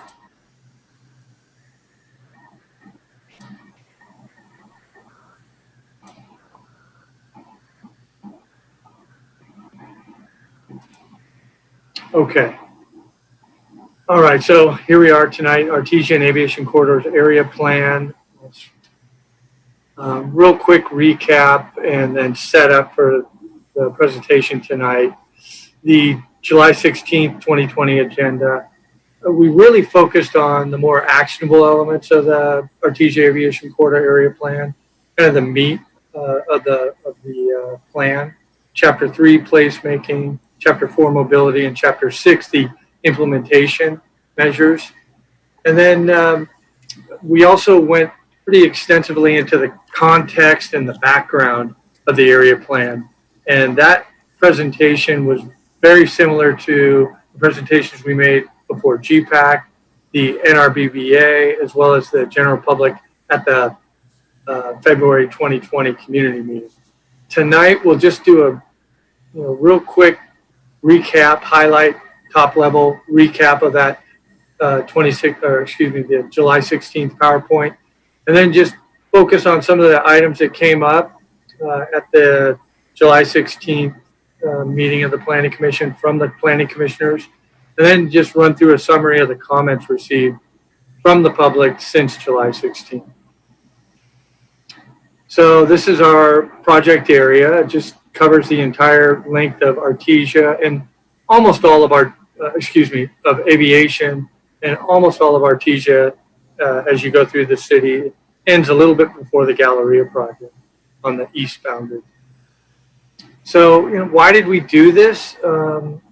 This has been a long time in the making, I would say, and there's been a lot of efforts to revitalize the corridor, but it really hasn't been comprehensive, the effort. And it hasn't, and you see the results over time. It really hasn't kept pace with some of the other commercial areas, particularly the Village and what we've seen recently with Galleria. And it really just doesn't reflect what the community is trying to accomplish now along the corridor. So a lot of prior efforts have been taken to revitalize the corridor, and this just summarizes a lot of those. The Artesia Vitalization Strategy back in 2013. The city manager had a working group in 2018 and 2019, and that was part of the process as well. And then the whole general plan update and GPAC's effort, they had a specific 2-3 meetings dedicated to this Artesia Aviation Corridor area plan. So just to go over some of the things that informed how we put together the project and the information that was provided from consultants that helped the GPAC shape the plan. And one of them was the citywide market analysis that was part of the general plan update. And it talked about retail demand waning that we all are aware of. And then the real surprise out of that study had to do with unmet needs for professional office space. Then also we did very specific targeted studies with respect to parking and a development pro forma analysis to get an idea of, based on, if we were going to revitalize with developers coming in and incentivize those developers, what kind of standards would we need to realize that development or that revitalization? And then a lot of GPAC discussions and debate on how to handle the corridor and this plan. And then the Artesia Aviation Revitalization Committee, and then community input as well. So the community engagement process, the dedicated GPAC meetings in the fall of last year. At the end of last year, we went to the North Redondo Beach Business Association and our BBA for a meeting and input from them. And then we had a community-wide meeting in February of this year. Also, we had a survey with the public. We had 156 respondents, and there's a little summary slide coming up of how they prioritized the implementation actions recommended in the ACAP. So what's the intention of the Artesia Aviation Corridor Area Plan? It's really to provide a roadmap to activate, energize, and revitalize the corridor. We struggled a lot with what was this area plan going to be, what form it would take. And we really wanted to capture all the prior efforts that have discussed and analyzed this from many perspectives over the last 3 decades, really, and then come up with a document that put it all together and created a kind of a script for how we might go forward in all the different options that we would review and process and consider for the corridor. And then, Artesia Corridor, really make that a main street for North Redondo. And then Aviation Corridor become kind of a secondary local serving neighborhood hub that supports all the adjacent residential neighborhoods along Aviation Corridor. So what it does, it's been broken down into these chapters: placemaking, mobility, funding, and implementation. And then how will it be used? So after we conclude the process here with the Planning Commission, we'll take it forward at some point to the City Council, and it'll be adopted by resolution. And then this would be the tool that the various department heads would use in coming up with strategic planning initiatives and prioritizing and budgeting, as well as improving the interdepartmental relationships and partnerships that this project would help create. It's multi-pronged and multidisciplined, so the different departments really have to work together on the various efforts that are identified in the plan. And then it sets the foundation for the guidelines that we want to pursue, some of the potential changes in, let's say, some development standards. It creates or identifies those tools that we'll use going forward to incentivize some of the targeted businesses that we'd like to see on the corridor. And then for the Planning Commission in particular, when we've gone through the process, it's been adopted by the City Council. There's going to be ultimately some follow-up amendments to the zoning ordinance that would require projects in the corridor to comply or to be consistent with the ACAP. And so the Planning Commission will be, there'll be a finding saying, if some projects on the corridor that in fact it is consistent with the intention of the Artesia Aviation Corridor area. So it has recommendations in the plan and strategies and actions for a pedestrian-focused environment, bike lane multimodal access along Artesia, enhanced neighborhood connectivity, alternative streetscape and street section design options, opportunities to create temporary or permanent gathering spaces along the corridors. Those are the streetlet and potential parklets that could ultimately be determined, those precise locations and developed on the corridor. This kind of pilot program. And then land use preferences. And this really where a lot of the debate was with the General Plan Advisory Committee was, are we going to really intensify development to incentivize redevelopment of the corridor, or are we going to do something that's more, let's say, a little bit more long-term? And that was the determination by the General Plan Advisory Committee was, let's keep the development standards essentially where they're at, and then target particular blocks and try to create some opportunities or some growth or revitalization of those blocks, smaller segments of the corridor. And also, let's see what the Galleria brings and grow, kind of piggyback on the success of the Galleria over time and create some revitalization in a more organic way. Also, the priority uses, or let's say targeted uses for the corridor, are office and restaurant, and then no new residential, no new mixed use, and then non-residential development, again, maintain essentially the same development standards. The only change in development standards would be a recommendation for an increase in floor area ratio from 0.5 to 0.6 along Artesia. So this is just kind of a high altitude look at what we're thinking about doing along the corridor, where our gateway locations would be, which are kind of obvious, at the entrances to the corridor. And then also the activity nodes are identified and the streetlit locations are identified. So this is the activity nodes. These are those targeted locations where we're going to try to incentivize some change in the corridor and to create some energy for additional growth and clustering of complementary uses and preferred uses. That's where some incentives may come into play to allow us to do that.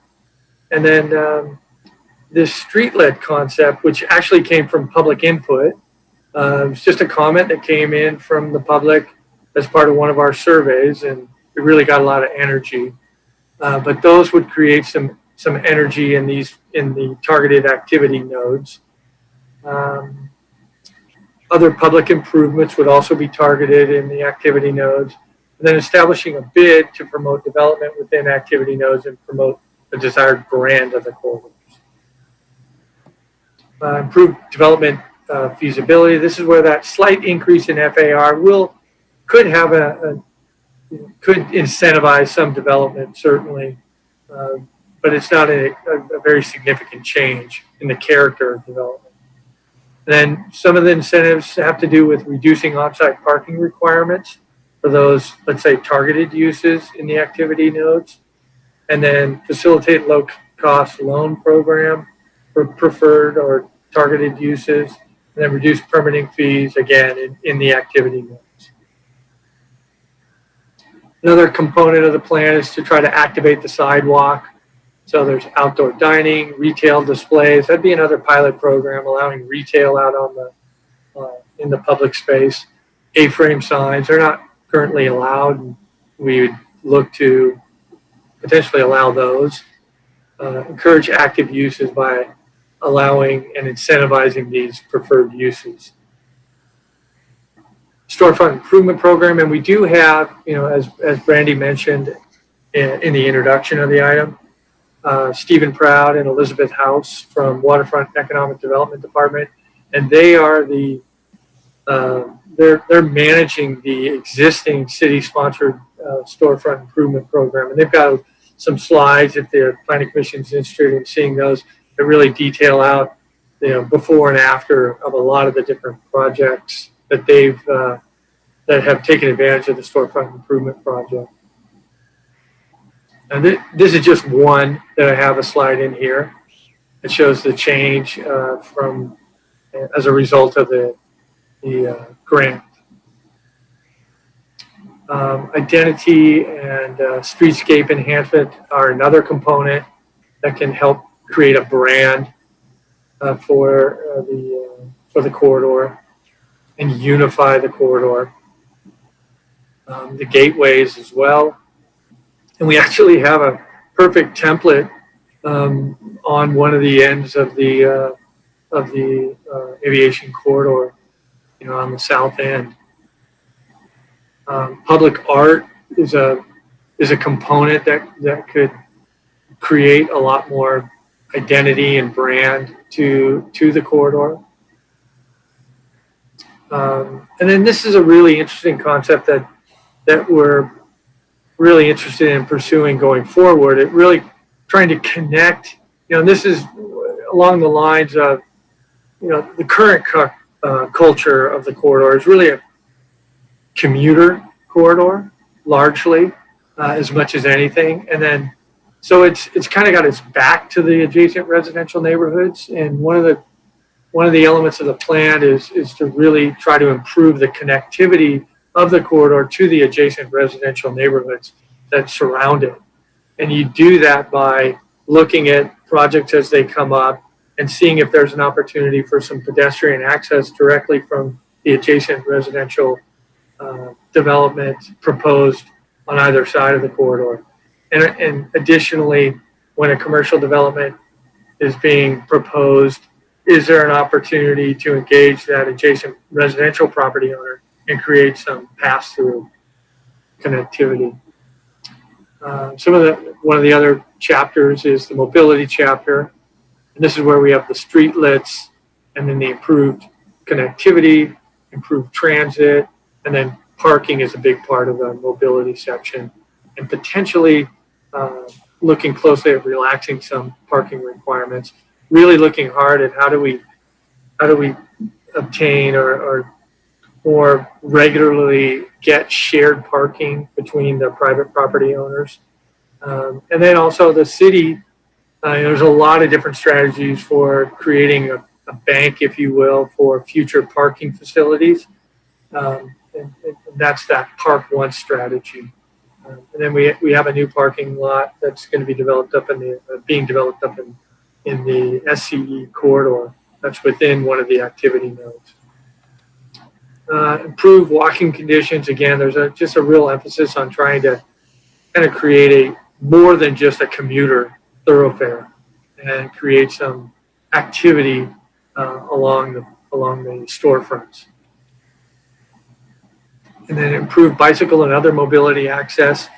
That's a real emphasis of the area plan. So it's really looking at how do we bring bikes and other forms of mobility onto the boulevard, that's a, you know, it's a busy highway. So there's going to be some real challenges with that are going to require a lot of coordination with the other departments and looking at successful strategies. So we're looking at that. Installing bike racks is one of the. We've actually just received monies and a grant, and the Public Works Department's acquired a number of bike racks. We're trying to get a few of those placed on the Artesia corridor. So we'll see. That's one of the things we're working with them on now. Then there were multiple options in terms of how we could reinvent or re-envision Artesia Boulevard itself. And this is the most radical of those. There's varying degrees of change, but this one actually removes the parking adjacent to the storefronts now, street parking, moves the lanes internal, and then creates a bike lane as well as expands the sidewalk. Again, you know, something like this, it would have to come in concert with an effort to replace a lot of that street parking. So we would have had to have maybe some parking improvement districts, and other mechanisms, parking in lieu fee, to create opportunities so we could get a bank together and actually acquire property in some way and create a city-owned parking facility that could then, you know, allow us to really remove parking and consider that more thoughtfully. Funding is, again, key strategies for funding are really critical. Business Improvement District, there was a lot of discussion at our last meeting about that. And Stephen and Elizabeth have a lot of experience. They're here tonight. If we want to engage in more discussions about how those are created and how they are mostly successful. There's impact fees. We have that for the Public Art Fund. Galleria is going to contribute $1 million towards some improvements to be spent along the corridor.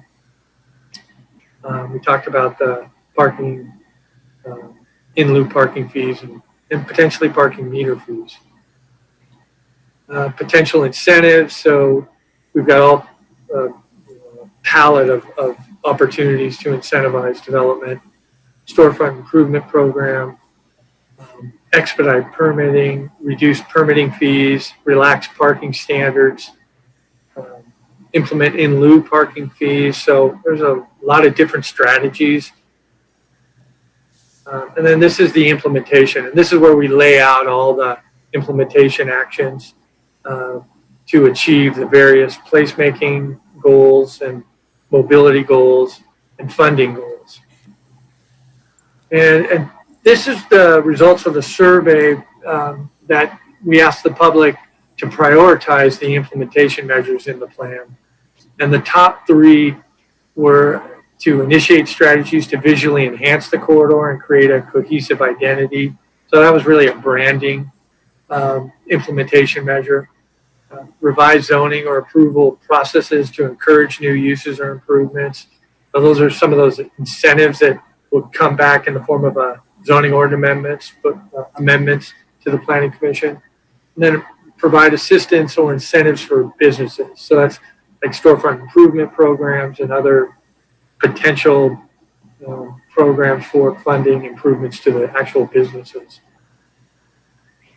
And then just real quick, some of the items that came up at the last Planning Commission meeting, they were the staff report provided or the administrative report provided laid out, you know, those discussion items that came up, and then staff provided some responses and comments that from those discussions. So this is just a real summary, quick summary. So there was some talk about grants in the city pursuing multiple grant opportunities with support of all. And this is just to let you know, we've got an intern right now who's researching grant opportunities that Brandy and I meet with every week now. And we're uncovering a lot of potential opportunities for all types of grants. So we're working with the Waterfront Economic Development Department on this on these, as well as other departments, depending on if it's for infrastructure, it'd be public works. And we have in the plan the implementation measure, that would support this as we go forward in the FU.01. Preferred uses was another topic that came up, and it was really like, do we want to say preferred uses, or do we want to, there was some concern about, are we saying the other uses aren't preferred? And so we thought about it a little bit at the staff level, and we thought, we could, that language could be changed to targeted uses, but we're asking that the Planning Commission discuss that, and if there's some need to change language with respect to preferred uses, we could do that. Environment and sustainability, that came up, and there was a desire to maybe add some language with respect to encouraging more environmentally conscious and sustainable type development. And we're asking that the commission discuss that a little further if they want to be specific about what we could add. I just pulled one of the implementation measures, number 23 from placemaking. It really kind of addresses this, but it's very, very general. And it could be, it's just as an idea, there could be some language added that is specific to, including sustainable type development standards as part of this open space requirement. Business Improvement District, again, we've got Waterfront Economic Development group here tonight to address any questions additional questions the commission might have about bids.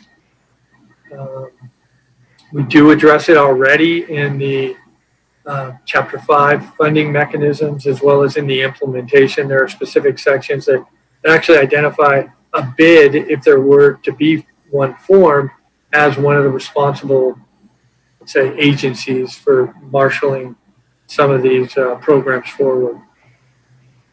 And then Commissioner Ung brought up a kind of an interesting concept. It's some of the unintended consequences of a successful revitalization. So we, and he had specifically brought it up in his correction to the minutes as well. If this becomes a more pedestrian oriented or evolves into a more pedestrian orientation, some of that commuter traffic, it might try to get around the corridor sometimes. If there's events or something, certainly that would cause traffic to go around some of where they would currently just take Artesia now, they might go around it now. So, I met with Gene. He wasn't able to attend tonight's meeting. We talked a lot about, what that could look like. And we looked at Grant in particular. That's the main other general plan designated roadway that runs parallel to Artesia. And there is a fairly, all the levels of service, the current levels of service at the intersections on Grant are C or better. So there is capacity along Grant to handle some of that additional traffic.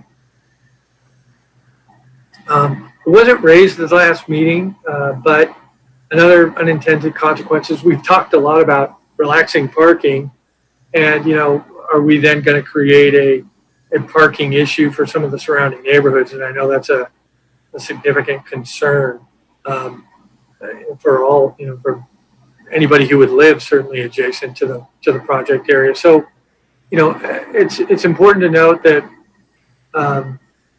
before any actual amendments to the zoning ordinance would come into play, that used parking relaxation as an incentive to incentivize some of these targeted uses, we'd be looking at that parking utilization study in the areas where we were looking at relaxing parking standard and really see, are we going to be able to pick up this parking? Is the street parking really underutilized in that area and going to allow us to relax those parking standards? And so we'd really analyze that, and that'd be part of the project analysis that would come back with the details of an actual zoning ordinance amendment to incentivize parking, or relax parking to incentivize the targeted uses. So as I wind this up, wanted to just summarize the public comments. You were given a blue folder before the meeting that had a number of comments we'd received from our last meeting, and I just summarized them here. Support walkable cities, attract new development to allow mixed use 3 to 5 story buildings. This was one of the mindsets of when we started having discussions, and this is that more radical, what development standards would we need to bring development in today to turn over some of the property. And this individual was supportive of that type of intensifying of development. More housing. And then next comment, Seaside Motel. They were concerned about limitations on street parking. How will parking be addressed? This plan, it's not going to change any of our parking requirements. There'd be a lot of further analysis. We rely on the parking utilization study as well, but there'd be a lot more analysis that would go into any parking relaxation standards or relaxation of parking standards. And we'd probably be just looking at our activity nodes and looking at them initially, and those are just a couple of blocks. Concerned with impacting travel along Aviation Boulevard, maintain the existing travel lanes and speed limit along Aviation. This individual commented that was their route to work essentially, and it was an important corridor for commuting, and they wanted to make sure there was a maintenance of travel lanes and speed, and the plan doesn't propose any changes to that. Implement the South Bay Bicycle Master Plan. That was from the League of Women Voters. And then another comment, actually a couple more comments about Class 1 bike path along Artesian Aviation Boulevards and supporting that. And then one of the commenters, activity nodes, they supported farmers markets and having food trucks in underutilized parking lots. And then the last comment was just a comment, any new landscaping should include native California plants. They noted it, they're beautiful, drought tolerant, support local birds and pollinators. And last couple slides, with respect to CEQA, this plan itself, after looking at the definition of a project in the CEQA guidelines, it's as a kind of a strategic planning document that doesn't actually change the zoning ordinance or the general plan policies. It's not considered a project. So that supports the finding that we have in the resolution that that we're asking the commission to make tonight concerning CEQA. Also, we have another finding with respect to the city charter, and essentially the city charter doesn't apply to this project. There's no major change in allowable land use that's going to result from the adoption of the area plan.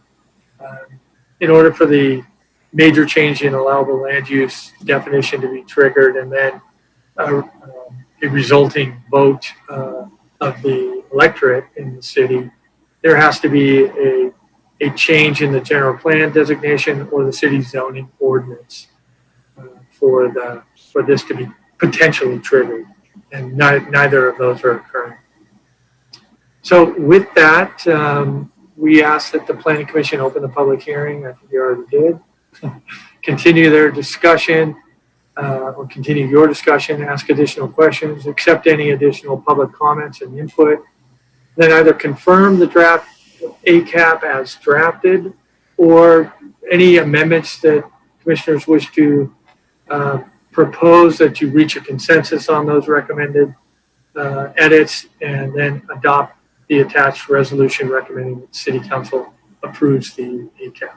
And with that, that's staff's presentation, and we're Again, we have waterfront economic development available for some follow-up presentation on the storefront improvement program, or to answer any questions on the economics on the corridor in general, or the bid process, or any other areas that are within their area of expertise. Great. Well, thank you for that. I know there's just been an absolute ton of work that's gone into this. It's been looked at from so many different angles, and so much input's gone into it. So really appreciate all the countless hours that's gone into preparing this. So thank you to staff, the consultants, everyone on GPAC, and again, everyone from the public who's gotten us this far. Commissioner Strutzenberg. Yeah, I appreciate that, Sean. Do you want a drink of water before I ask you a question? Thank you. There's a lot to go through. I want to ask you to go back to a couple slides, if you could, and use your screen. If you'd go back to the original page 5 of your presentation. Yes.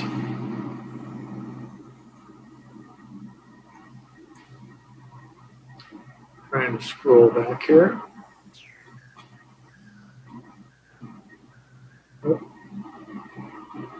Is this the Yeah, slide? that's the one. Okay. Especially the implementation was difficult due in part to, and the list of things. Has anything really changed there? Because I used to drive along this quite a bit, and I'm just, on another screen looking through the map here of the sheer variety and incohesiveness of the businesses. And I know there's a lot of comparisons to the success of the Riviera Village, but this is such a different beast. I mean, is there anything different that is less difficult now than hasn't been in place in the past 40 some years that this has been worked on? I would say no. It's still the same condition and a perpetuation of the continuing, let's say, development pattern and disconnected nature of the corridor. That is still in action as it sits today, and hence this is why this plan is being pushed forward. And I think this plan does something that we've never done before. It's pulled it all together. It's connected what has been very disconnected, just in terms of the effort to address revitalization. There's been a lot of prior efforts, but a lot of times it was the Public Works Department, putting new trees in the corridor. It was very singular and disconnected from a comprehensive effort that looked at all the multiple options and efforts that really needed to be done in concert with one another. And so the condition hasn't changed, I think, because of the approaches before. Although many great ideas, they were just singular. They weren't pulled together in a complementary way with all the other good ideas. And then also this document, it really, it lays out the script and the roadmap of all the different opportunities we can pursue. And then it actually, tells us who's responsible and how often we need to be implementing and revisiting it. And it really just, again, I think I said it at the last meeting, it really holds our feet to the fire here going forward in a comprehensive and connected approach. Okay. I appreciate that honesty, that the situation isn't different, but maybe the approach to it is what's changing here. And then to the next page, page 6.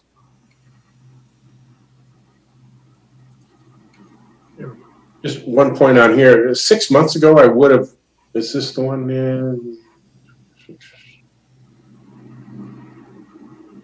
Maybe that's not.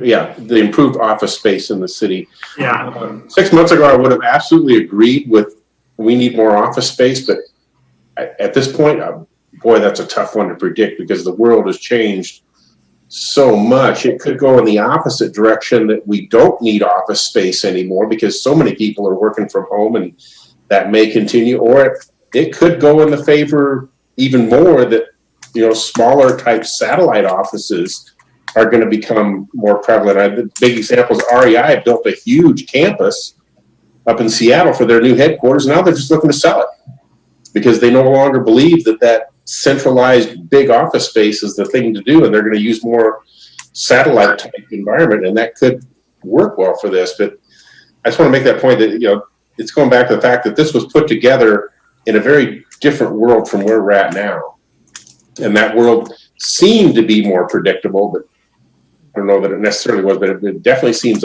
more unpredictable now. Yeah, and I think that's a really good point. And one added component, like all of the different types of businesses. So even restaurants are changing kind of how they're looking to lay things out. So, we still want to move the plan forward. I think it's important, you're right, to recognize that those targeted businesses may, uses may shift and change, and we just need to be observant of that. And maybe if we need to amend this plan to address that as we come out of COVID and see where things are moving in the future, I think that would be actually a strong recommendation to council for them to consider that in their strategic planning. Appreciate that. General question, is Artesia controlled by the city, or is just Caltrans have it? I believe it's city. Yeah, I believe it is city. Yeah. So this is all within the control of the city, in accordance with any laws that might apply, but it's not like PCH where we have to go 6 years with Caltrans back and forth to get a stoplight put in. Right. Okay, that's good. So it is city. Yeah, and then we don't need to go to page 10 necessarily, but you brought up this point later that identifying desired businesses, we definitely need to get away from any kind of language like that. That's just asking for trouble. And I know that got addressed later, but even to say something like targeted business is a really touchy thing to do. And part of the thing with that is that there's 26 massage parlors along this stretch of Artesia, and that's what it's become somewhat. And you can't discriminate against that. In fact, the city has even given money to a massage parlor for their storefront improvement. It's almost the opposite of what you would expect. But we need to be really, really careful about wording. And you can still do things and create an environment for reasons that are acceptable, I guess would be the best way to put it. And then so that's just kind of a general comment about that. Do we have anybody from the city online that what's the traffic count through here on this Artesia corridor, and maybe even the aviation? Because aviation and Artesia, to me, these are two very different corridors with their content and even maybe the traffic flow. How does Artesia compare to like 190th or Torrance? Do we know? Just traffic flow wise. I know it's different, but it's the amount of traffic I'm thinking. Yeah, I'm looking for my circulation element. I do have some information in there about general traffic numbers. I think it was around 35,000 for Artesia. I lived just a block south of Artesia for 8 years, I think, and Artesia was just a thoroughfare for me. That's what I used it for, and I would stop at Starbucks or maybe a couple other places, but I don't feel comfortable crossing Artesia anytime when I'm up there. I definitely wouldn't want to cross it with my kids. It's not like Catalina, where you're still taking your life in your own hands, but at least it's a little more assured. But it almost feels like we're trying to accomplish something that it's just not built to accomplish. Sorry, so for the mobility section, 4.2, Artesia Boulevard ranges between 33,000 and 36,000 vehicles per day. And for aviation, it was 32,000 and 37,000 miles per day. Of course, this is all pre-COVID. That was Artesia and aviation. So Artesia and aviation are actually very similar in traffic through flow. Looks like it. Yeah, I was wondering, how does that compare to like 190th or Torrance? But that's fine. I don't have to get that right now. It's just, it is heavily trafficked. There's no doubt. And it is a main thoroughfare. And the consideration of, yes, it would, changes may push things onto Grant or other streets as a valid consideration, but it's a thoroughfare that's needed. And trying to make it something different is a big task. And then the final thing I'll say to this, and I've kind of said it before, is this is a huge bite to try to address. This thing is a very long corridor. I do like the idea of the more centralized, the pockets that were picked to work on those more specifically. Mm-hmm. I would see two forms coming out of this. One, a very big picture generalization of the area, but without a lot of specifics. And then maybe picking a few areas along those corridors, very centralized or localized, that would get the real attention to prove it out and maybe have some success to build upon. But trying to bite it all off and improve everything at once it's just not that cohesive to even try to work with that.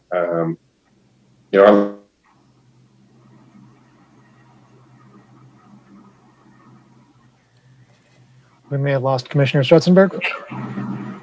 He froze up on us.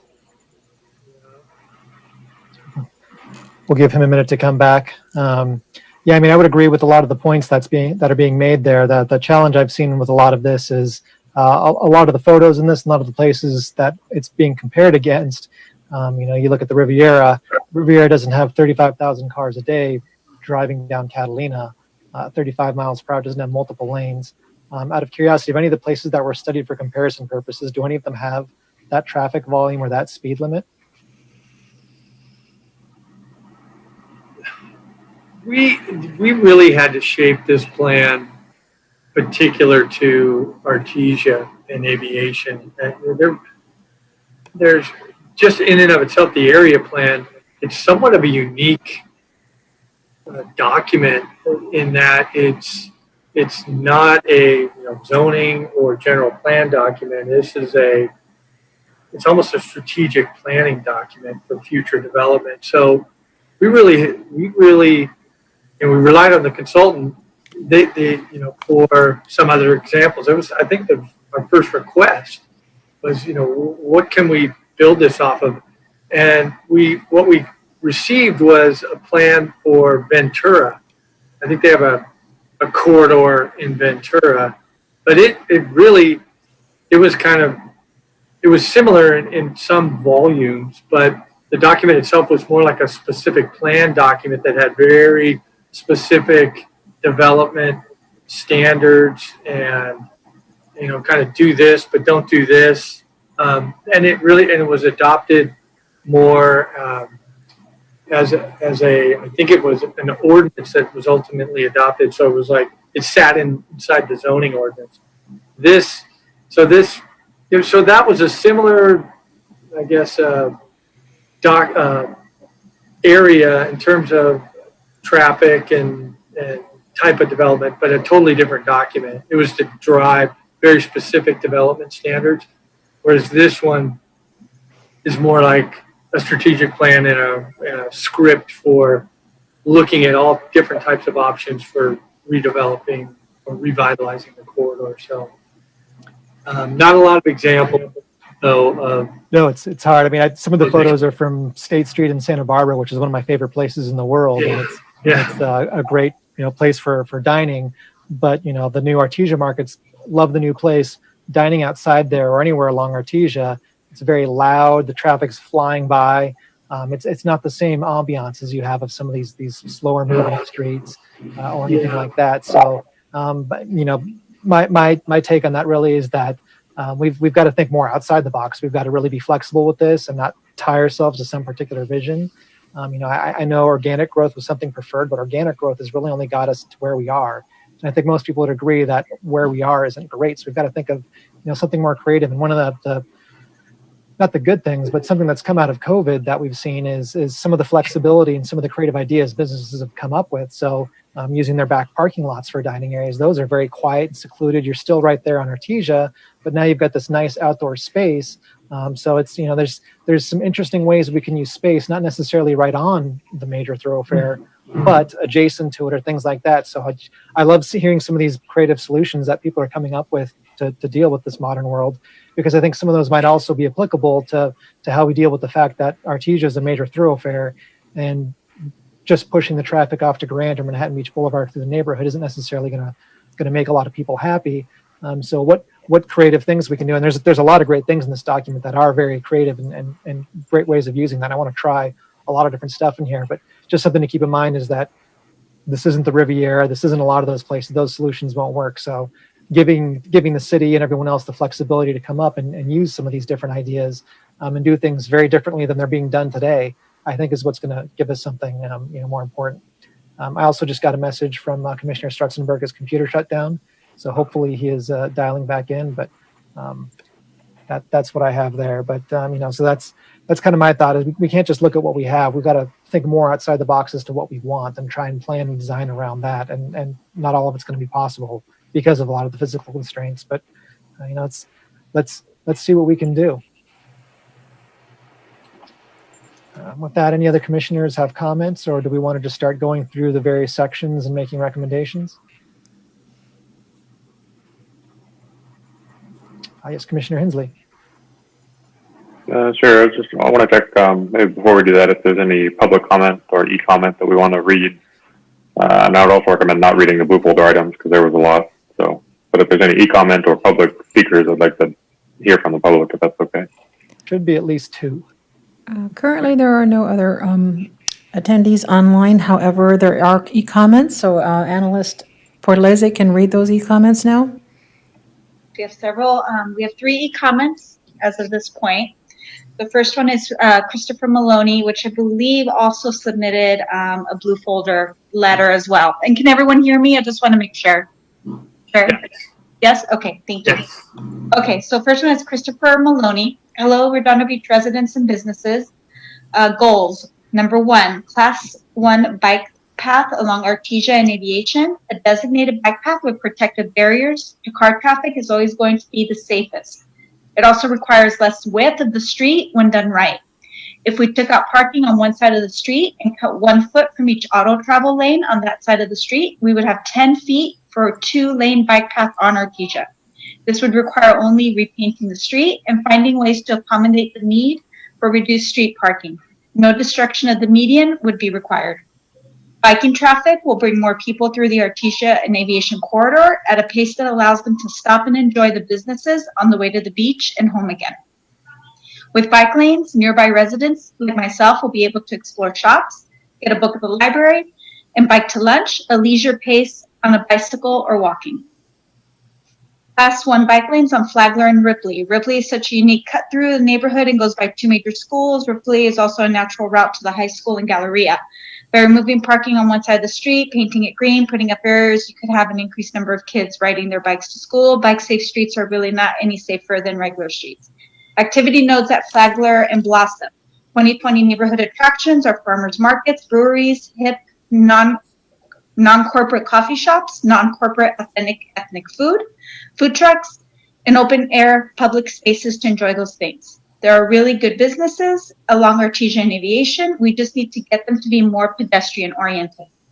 Low-cost, minimal infrastructure, immediate options. Farmers markets. Establish farmers market at the library parking lot, community service lot, or the Green Lane streetlet. Food trucks. With food trucks placed in the private parking lots so that they serve the sidewalk, you can get the effect of more shops where there are unsightly parking lots. This will increase pedestrian traffic to all the businesses. Thank you for your time. And the second comment is from Peter Aziz. Looking forward to the much needed revitalization. However, there are a few concerns, and Commissioner Ung also alluded to those in the prior meeting.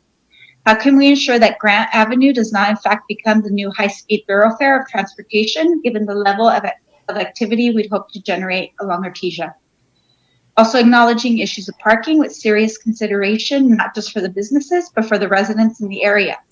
Maybe start considering a fee for parking at the Galleria once a red car or proposed trolley down Artesia Boulevard is designated. I would urge the commission to stay away from the strongly suggested language of preferred businesses, in quotes. This suggests a deep divide of proposing a level of gentrification that is strongly not wanted in the area, further pricing out the existing community and generations to come to be able to afford to live here. While I love Abbott Kinney's amenities in Venice Beach, what I hope this will consider looking like, I know I can't afford to live there, especially as a young 30-something. How can the commission ensure the authenticity of local shops, of local entrepreneurs to continue to grow? For example, the great owners of the new natural food market. The two owners, Rose and her partner, live in the two preceding districts with their families. As someone who has grown up there, I was excited to hear that locals are opening up shops, which gives me hope in opening up my own coffee shop on Artesia Boulevard, provided the commission and council stop approving commercial and corporate franchises. Another local business, Mint and Laurel, a Syrian silk company currently based in the home of a Mahan Beach resident, was hoping to open up a storefront until COVID happened. These are the types of authentic, true to South Bay culture businesses of local entrepreneurs we should consider encouraging to set up shop. While the idea of Silicon Beach, making its way to the Galleria, there isn't enough incentive and reliable metro train and transportation for large industries like companies to make their way into our city to further sustain the growth. Again, how do we pay for it? Yes, to mixed-use units in North Redondo Beach and blight fees. So I'm not sure. I think it may have cut off there in the characters. And then last comment is from Grace Pang. From the League of Women Voters, who also submitted a blue folder letter, I believe. And then, so the League of Women Voters of the Beach Cities supports bike lanes along both Artesia and Aviation that help combat climate change and auto dependence, reduce air, water, and noise pollution. Because West Shore commuters drive along Artesia with the sun in their eyes, many bike lanes on Artesia need to be protected. Class 1 bike lanes to protect human life. Concrete barriers to protect cyclists also serve as noise barriers, making noise levels on the sidewalk less deafening. Bike lanes can also accommodate scooters and motorized wheelchairs, serving Redondo Beach locals of all ages and abilities. About 10 bicycles can park in the footprint of one automobile. To preserve customer parking, replace automobile with bicycle parking. Consider adding parking that can accommodate different types of cycles, particularly e-trikes, used by the elderly, disabled, and those carrying children. And I believe that completes the comments. Let me just refresh the screen. Yes, no new comments came in. So that completes the e-comments, Chair. Thank you for that. Commissioner Ung.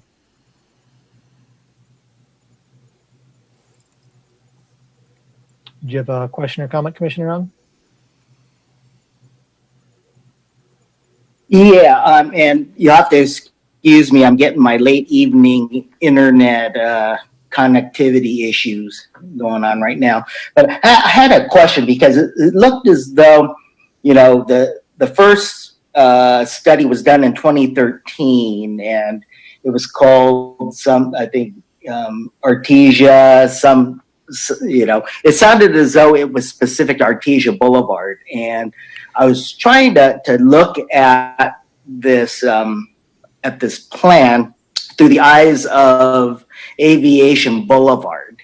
And I realized they called it a secondary corridor, but it seemed to me that the types of things that were being proposed, or you know, the changes that were being made, or the types of fresh ideas that were being brought up, didn't really pertain pertain to aviation. I was kind of curious, what would incentivize someone to invest in aviation when, they're really not very close to any of those activity nodes. And, so it's interesting because aviation, encapsulates two of the gateways. So I can see from an Artesia standpoint, it's very strategic to have a presence on aviation, but to the businesses on aviation, it didn't seem like there was a thing. There wasn't really any benefit for them. And I was just wondering, Sean, if you could just kind of maybe explain or try to help me to understand what would be in it for the aviation businesses to be a partner to this plan. Yeah, no, that's a great question. The General Plan Advisory Committee, interestingly, after much debate and looking at the land uses, that was one of the focus areas that they, reviewed. And after all the debate and discussion, it was really determined they didn't want to change anything. So none of the land use designations were changed in that area. And essentially, so we move forward to the ACAP plan, and it's really an entrance to the commercial corridor in North Redondo. And so it was determined that it should be part of the corridor plan, and it should connect to aviation because it physically does. So it was really through the public infrastructure branding elements of the plan that still could apply. So the city could make an effort through the implementation of some of the branding and let's say a separate bid for aviation, some of the other mechanisms that we are going to use to help revitalize Artesia. We still want to have those opportunities for aviation, but there just doesn't seem to be a need to have the same change occur along aviation. So so there wasn't an activity node identified that needed to happen along aviation. But again, it didn't need as much, but we also wanted to connect it and bring the opportunities to some of the infrastructure improvements and branding and funding mechanisms to bear on improving aviation. It just didn't have the same needs as it turned out an aviation corridor does. I hope I'm kind of answering your questions. We didn't have as much, and this came from GPAC's discussions, desire to really do a lot of changing to aviation, but we still wanted to have them take advantage of some of the opportunities that are going to happen along Artesia. Okay, I kind of suspected that, it's almost as though aviation's kind of an afterthought. In 2013, they weren't a player. I was looking at the folks that were involved, in the study. There were a lot of businesses on Artesia. I didn't see high representation of business owners on aviation that would have been able to provide their feedback, their concerns, being that, even, the fact that I'm within a quarter mile of the aviation corridor, I'm in District 3, and there wasn't a District 3 representative on that committee. I could see recommendations. I see recommendations that help businesses along Artesia. I don't necessarily see where it's benefiting, the businesses on aviation, and secondarily, I'm not sure, other than the fact that if you have exciting businesses, the residents will benefit. That was pretty much the extent that I saw of the benefit to the residents. You know, there are concerns with safety with some of those walkthroughs. You know, if a resident can walk through easily to get there, that means that there are folks that shouldn't be there that can walk through into those neighborhoods. So, you know, again, I like vibrant businesses, you know, and I like the tax revenues that they bring into the city, but I'm not sure. I'm trying to understand how it's benefiting the residents that are in close proximity. So, you know, I don't have an answer, but that's just kind of what I'm sensing. Okay. Well, a lot of these programs, like design guidelines, that are articulated in the plan, they'll be, you know, applicable to businesses on aviation as well. And the improvements that are sought by the plan, businesses along the corridor will have to make findings that they comply with those as well. So it's essentially an opportunity to improve the aesthetics and then the branding and the identity of both aviation and Artesia. I absolutely see the benefits for the businesses to have the gateway businesses being attractive, you know, because if people enter and it doesn't look attractive, they're not going to go any further. So I see that. I just want to make sure that there is a benefit, you know, if you're going to include aviation, you know, in the plan. Otherwise, just call it an Artesia plan and stop it, you know, at the intersection of aviation and Artesia. It might be a lot easier to implement. You know, the other thing is that, you know, from Big Lots to, you know, you go east on Artesia, you know, like where the animal hospital is, you're talking a couple of miles. You know, if you're talking about pedestrian friendly, I don't know if I'm going to walk 2 miles in both directions to have my positive experience. So it just seems kind of, you know, as Commissioner Stretzenberg said, you know, kind of, you know, a lot to chew. Yeah, it's separate, but we do want it to benefit from all the programs that are going to be implemented along Artesia. It's right, and perhaps that phased approach, focus on a particular area, get it right, work out the bugs, and then expand it. Mm-hmm. That way, the expectation, you know, of those later those businesses that are in later phases, you know, their expectations are managed such that, you know, when is it my turn? Well, you know, your turn will be 5 years from now or 10 years from now or whatever, as opposed to, you know, everyone, you know, let's you know, everyone has an equal opportunity, but they don't. Okay, that's it for me.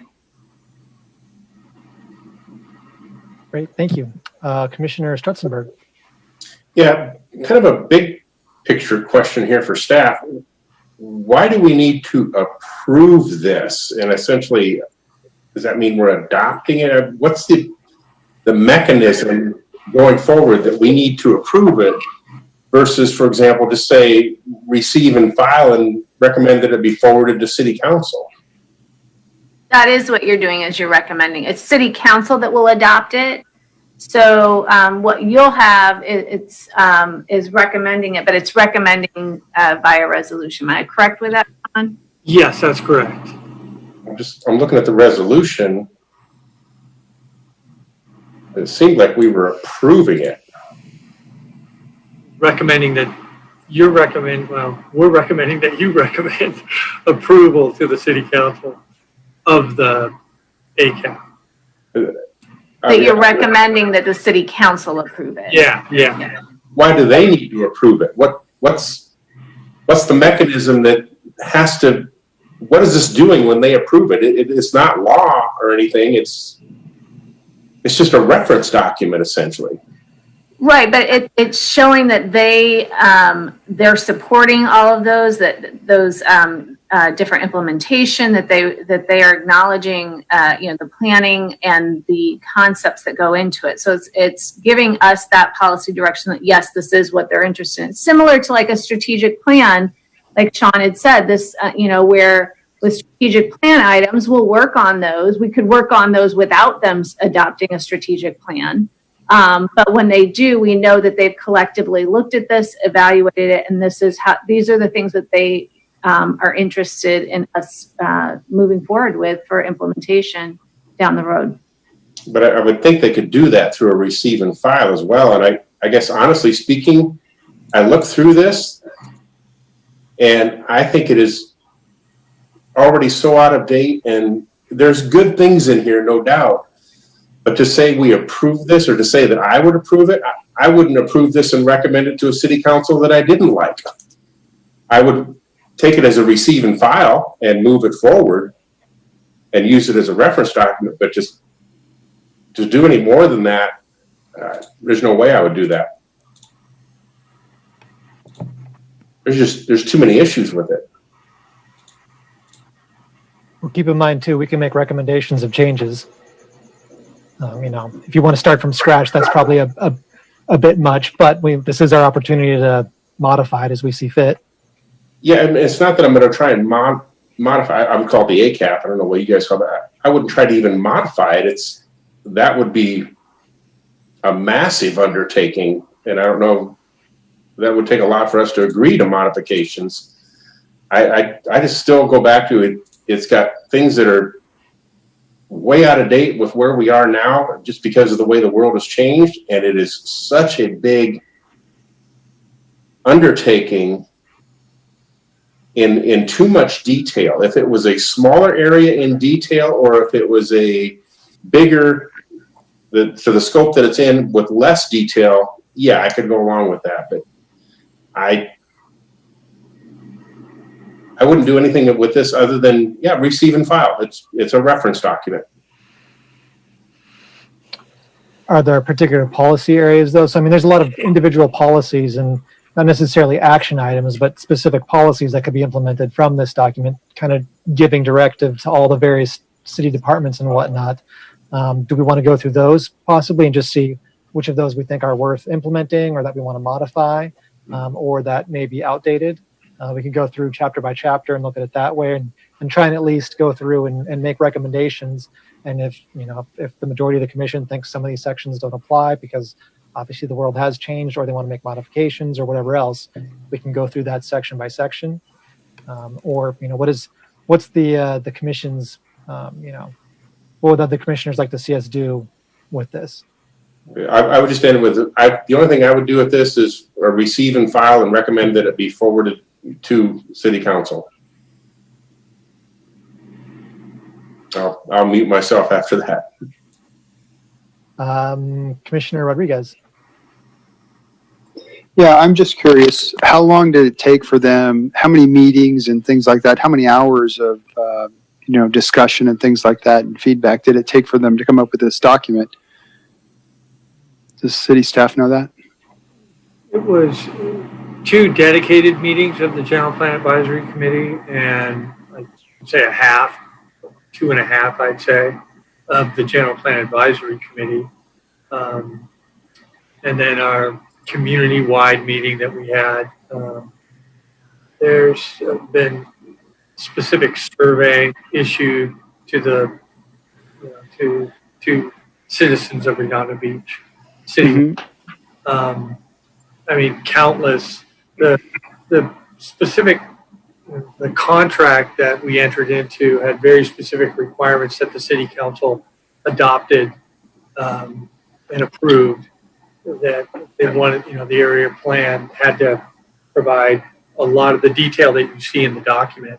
So this was, per the directions of the city council to come up with a plan pursuant to the contract details, and then provide the plan to and develop the details within the plan and the scope of the plan with the General Plan Advisory Committee. It was one of their charges, if you will.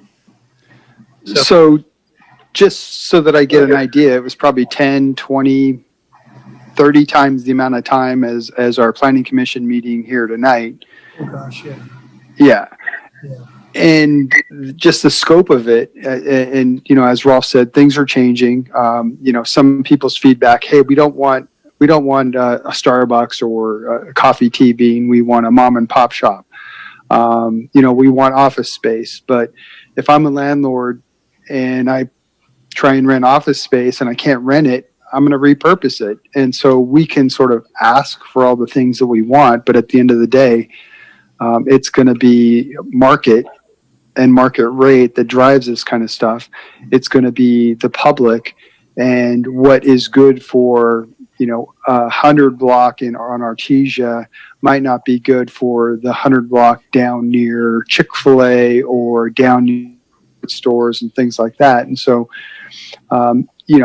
the bicycle lanes, we saw what the road diet did in Venice. It caused an upheaval and a recall of city council people, or at least, petitions to do that. Because, I went there on a weekend one time and tried to go through one of those. And after sitting there for 10, 15 minutes, I made a U-turn and turned around and said, I'm going to take another street. And Artesia is a big thoroughfare. So, I think, to agree with Rolf, it can be a guideline, but I don't know if we can just approve it or even in one meeting or 5 or 10 meetings think that we're going to make suggestions to this that are going to really mold it into something that is going to be a stellar plan and it's going to fit. I think it's going to rely on the businesses in those certain blocks to come together with the residents in the surrounding areas to try and be flexible and come up with things that are going to work for the community in that area. So, in looking at the resolution, where the findings are about CEQA, the general plan, and doesn't require a vote of the people. And then it's talking about what would be resolved, and one would be that the Planning Commission recommends that the City Council adopt the finding about CEQA, and that in here it says, and that the City Council approve the proposed draft. Or you could put, and that the City Council consider the proposed. It doesn't mean that you're recommending approval or anything along those lines, but it's showing that you had those findings and that they're taking that those findings into consideration. Okay, thank you. Yeah. So the comments that I had. Thank you. Commissioner Hensley. Thank you, Chair. So maybe first to the comments from the other commissioners. I think eventually, not at this meeting, and I would be open to continuing this public hearing because we've had quite a few comments, but something this big I think should have the more public input, the better.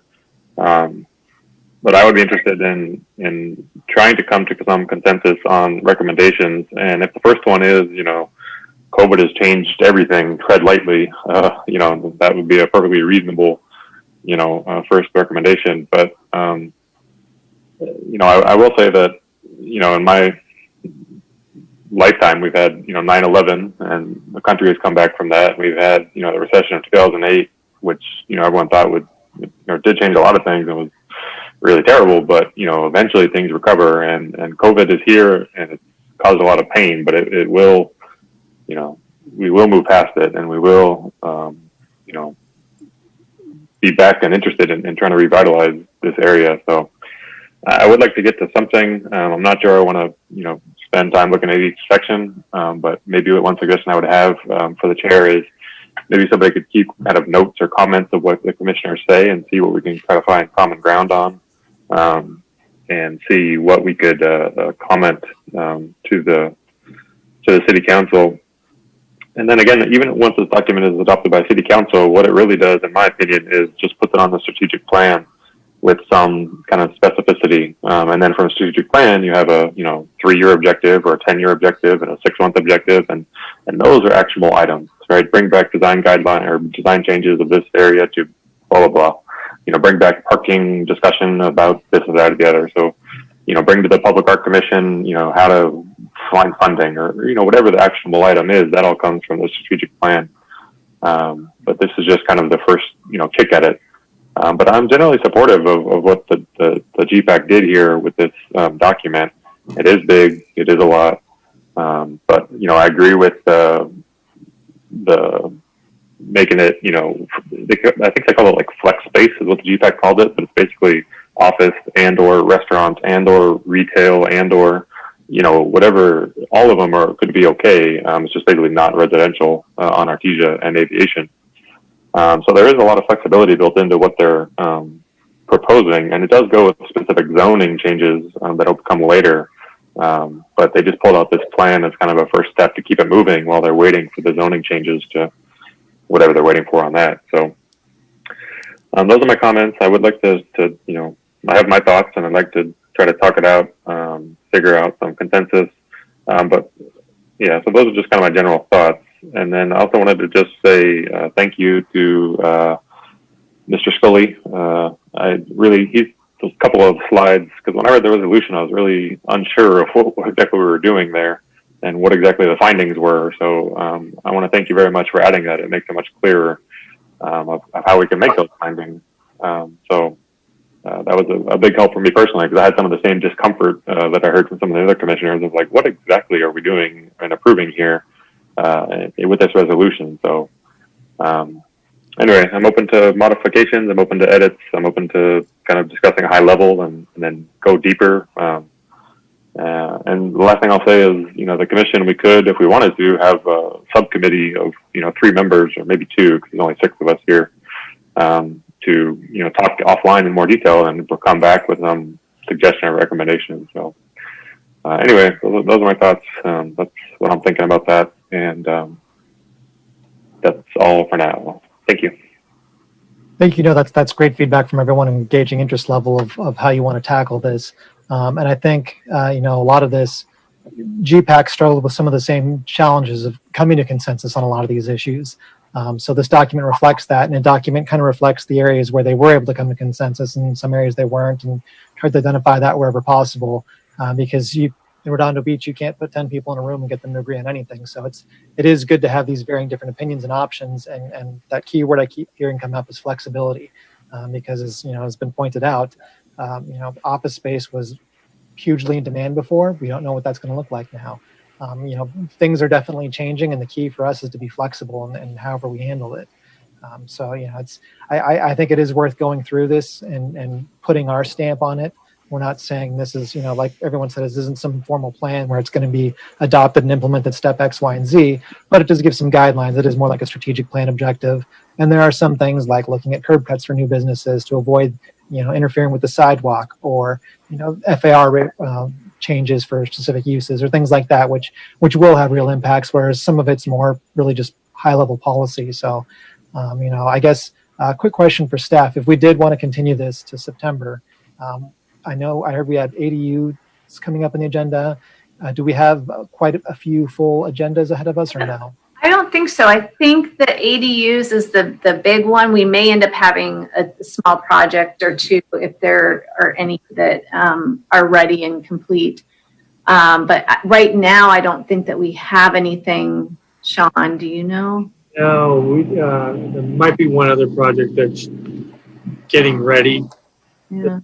But we don't know if that'll be ready for the September. But I think that, it would be the ADUs. I have, do bear in mind that I have provided you with, you know, like the background and what's coming. So that doesn't mean that there's not discussion and questions that come with that. But it is it may be a bigger item for the public conversation of things. Is Sure. what I'm thinking of. Yeah. And for something like this, are there any legal changes coming up that we'd want to act quickly on? For example, we're not proposing mixed use, but if there was mixed use as part of this, and some of these housing laws kick in, they could build 50-story skyscrapers. There's nothing like that really driving a time limit on when we adopt this. No, because this isn't changing. This is zoning at all. Anything with the uses. Yeah. Perfect. Thank you. Just wanted to clarify that. Oh, sorry, Commissioner Topero. Sorry. Yes, I just wanted to say that, you know, I was the one that pointed out last time about the preferred use, and I was even quoted in a newspaper for saying that, and the dangers, the pitfalls of that. And so now the word preferred has been changed to desired, which I still think doesn't cut mustard.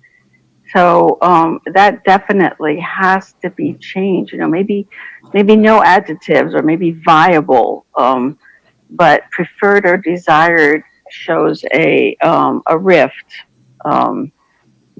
you know, of, you know, the what's okay and what's not okay, and I think that's going to have to be formed organically. And as Commissioner Rodriguez was mentioning, you know, the landlords are going to put there whatever they want.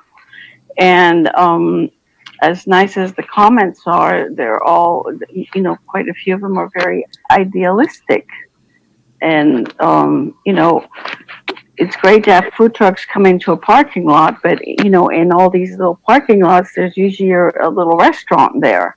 And if you have a restaurant, you're not going to want some food trucks coming in to your ugly parking lot, as the comment was, to compete with your little restaurant where you're paying rent. So, you know, there's nuances here and things like that. So, but yeah, my biggest thing is the bit about the we got to get rid of that word desired.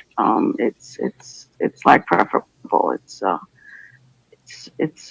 divisive, and we don't need that in our city. You know, I love the idea of, you know, mom and pop businesses and things like that, you know, keeping Redondo's quaint, you know, feel, charm, family, blah, blah stuff. But again, it's in the hands of the landlords, you know, who doesn't want to see, you know, I mean, I don't want to see more chains. It's just mediocre. It's just not happening, you know. So if we want to elevate our city to really a beautiful jewel, we have to really evaluate, you know, we're going to sell ourselves out for the chains, or are we going to try to make it a workable environment for smaller businesses? And I think this will all be revealed as we go down this new COVID reality road that we're on, and how everything has morphed. So anyway, those are my 2 cents. And I do think that at best we can recommend this to the city council. It's a living document, and I would recommend it as a living document, subject to change as we can't plan anything right now. It's just impossible, because we just don't know how the landscape is, you know. So all we can do is say this, you know, for this moment frozen in time, this is the best we have. We'll work on it. Have, you know, as Commissioner Hensley said, we can get more public input, but, you know, we can get public input ad nauseum, and this could drag out 20 years. So, you know, we have to really start to put some milestones on this project for it to really start to take shape. And we're obviously at still a very baby crawling stage, if not even more neophyte than that. I'm done.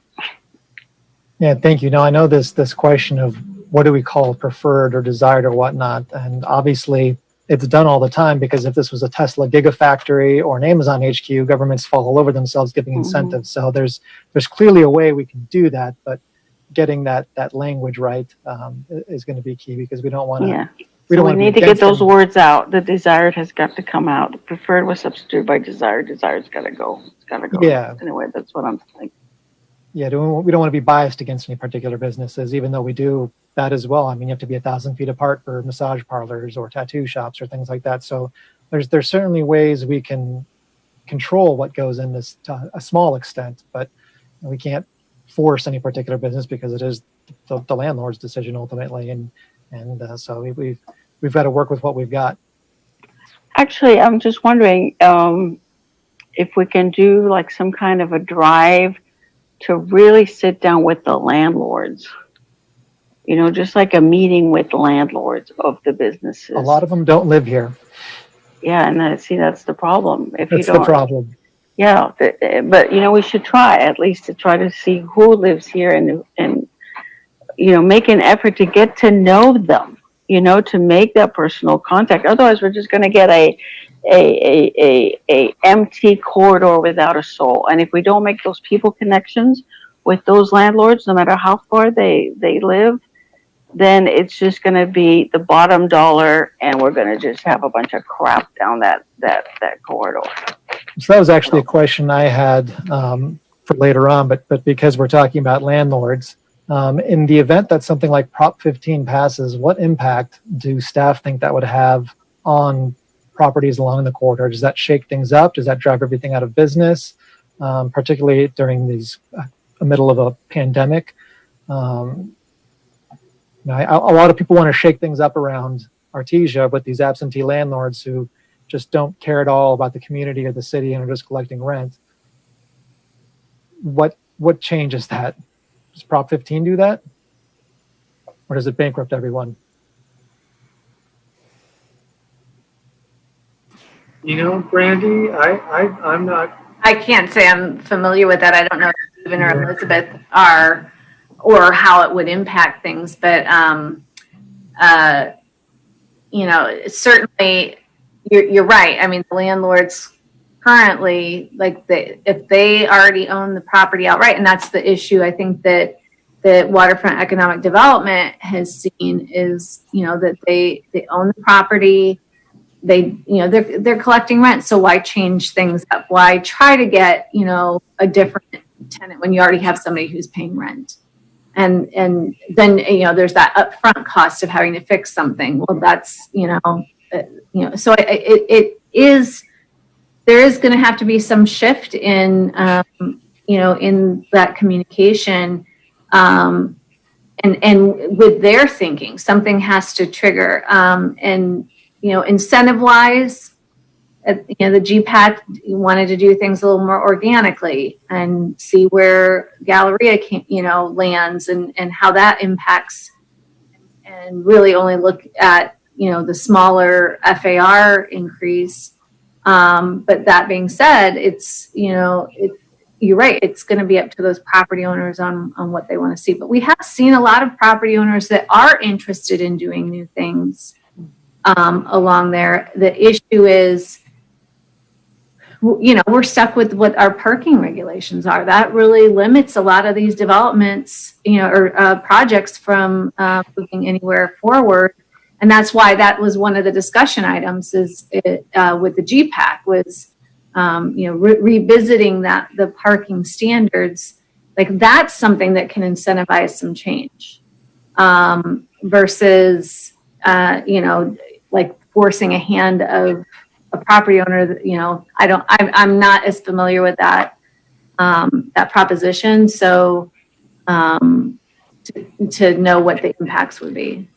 So it's a very blunt instrument that would raise property taxes basically across the board. So parking, my own personal take on parking is it's just a colossal waste of space and a huge expense, but we do need it today.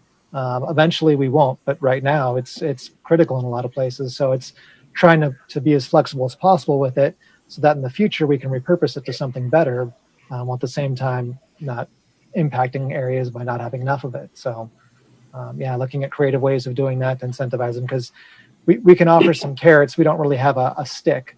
So yeah. I mean, I can share with the commission right now, we're working with Elizabeth in Waterfront Economic Development. There's a couple of properties on Artesia. They're legal non-conforming with respect to parking. And really all they can do is put in another retail use. We can't, many of the other types of uses we can't allow because they wouldn't meet the parking standard for those more intense uses. So we're, you know, a medical office or some office wanted to come in, we said no. A restaurant wanted to come in, we said no. And that's our dilemma right now. Our current development standards are precluding opportunities so that those storefronts are vacant and continue to be vacant. So and parking seems to be the impediment to some of the development we want to see. And so we know we need some flexibility there. And this plan talks about that and furthers that conversation. But we do understand the preferred use dilemma as well. So it's, you know, this plan really is, again, though,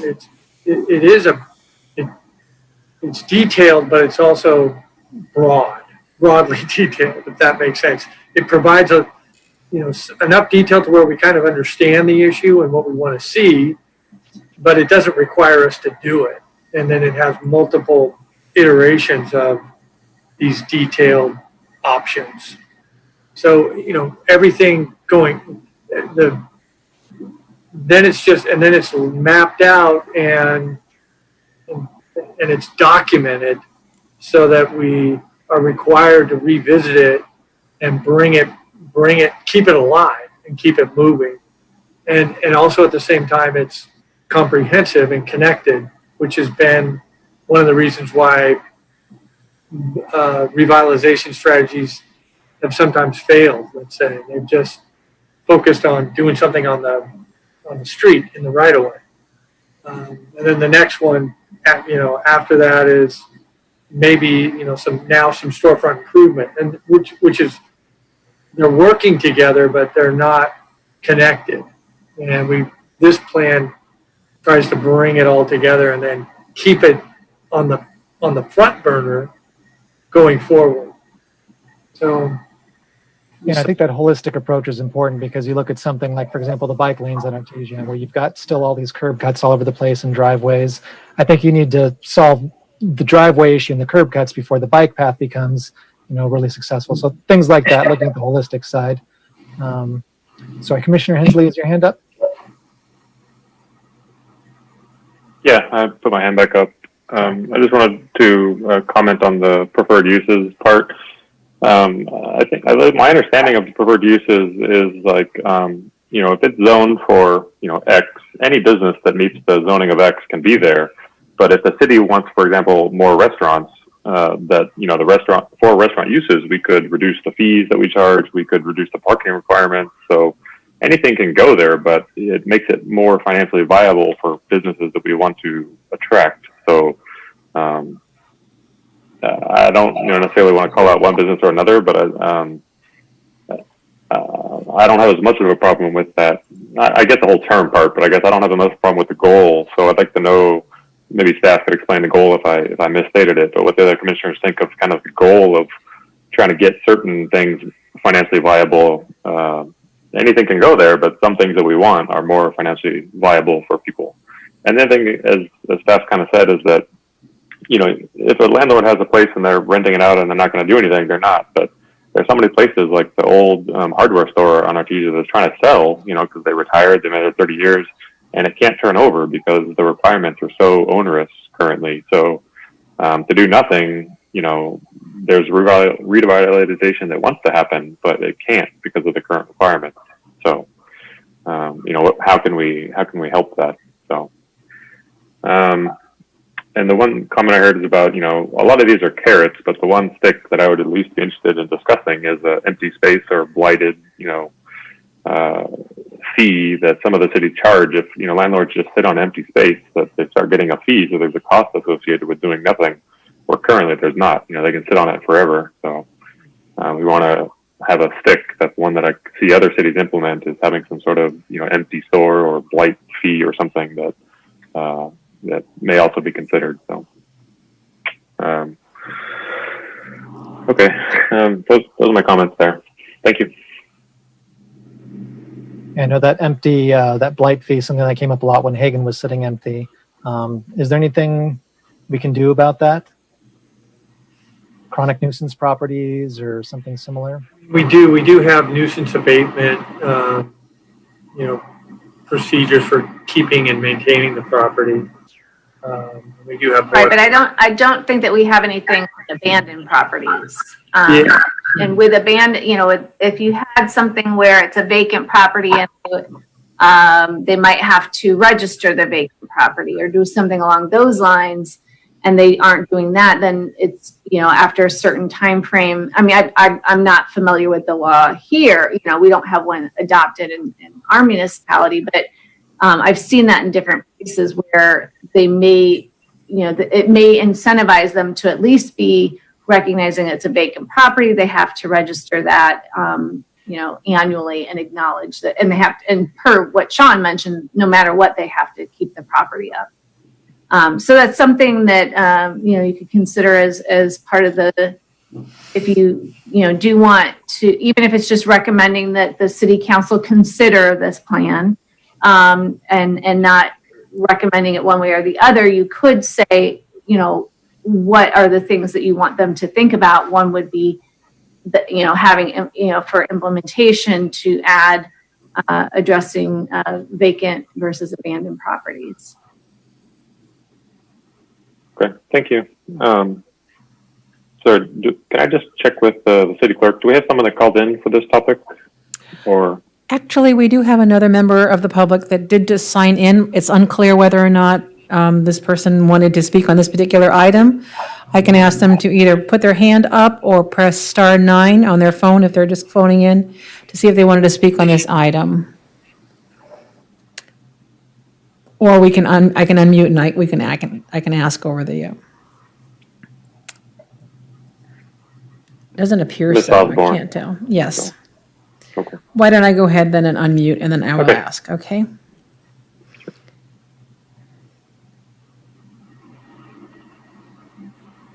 Pretty sure she did since she sent me an email. Oh, no, I don't have anything to say. Okay. I Thank you, Ms. sent you Osborne. an email that I sent out to my whole database. Okay, and I just cut out part of it that I thought you'd be interested in when I advertised that you guys were having this. Okay. And Thank you. that comment is from Ms. Osborne. Okay, thank you. I just wanted to check we didn't have someone waiting because it is getting a little late. Thank you. Thank you. Commissioner Ung. Yeah, I had a couple more things. One was regarding the statement on no mixed use. Now, it's my understanding that the basis for articulating that was the leaning of the GPAT. And it's also my understanding that they're providing recommendations that will come before the Planning Commission, which will then come before the City Council in order to make any changes in zoning. So I guess my question is why we would list that as a preferred or a recommendation when if it does get implemented, then that would already, be the lay of the land that you wouldn't have it because it was, it's not zoned that way. And also that if through the, this process, they decide that it's decided that they wish to have mixed use, it would be kind of in conflict with the zoning where the zoning says it's zone mixed use, but our plan says no mixed use. So it just seemed to me that if that's going to be decided upon, that whatever it ends up being would be you wouldn't need to mention it in the plan because the zoning, laws would prevail anyways. Yeah, that's correct. And I think those, I think you're probably referring to some notes on the slides rather than actual language in the document.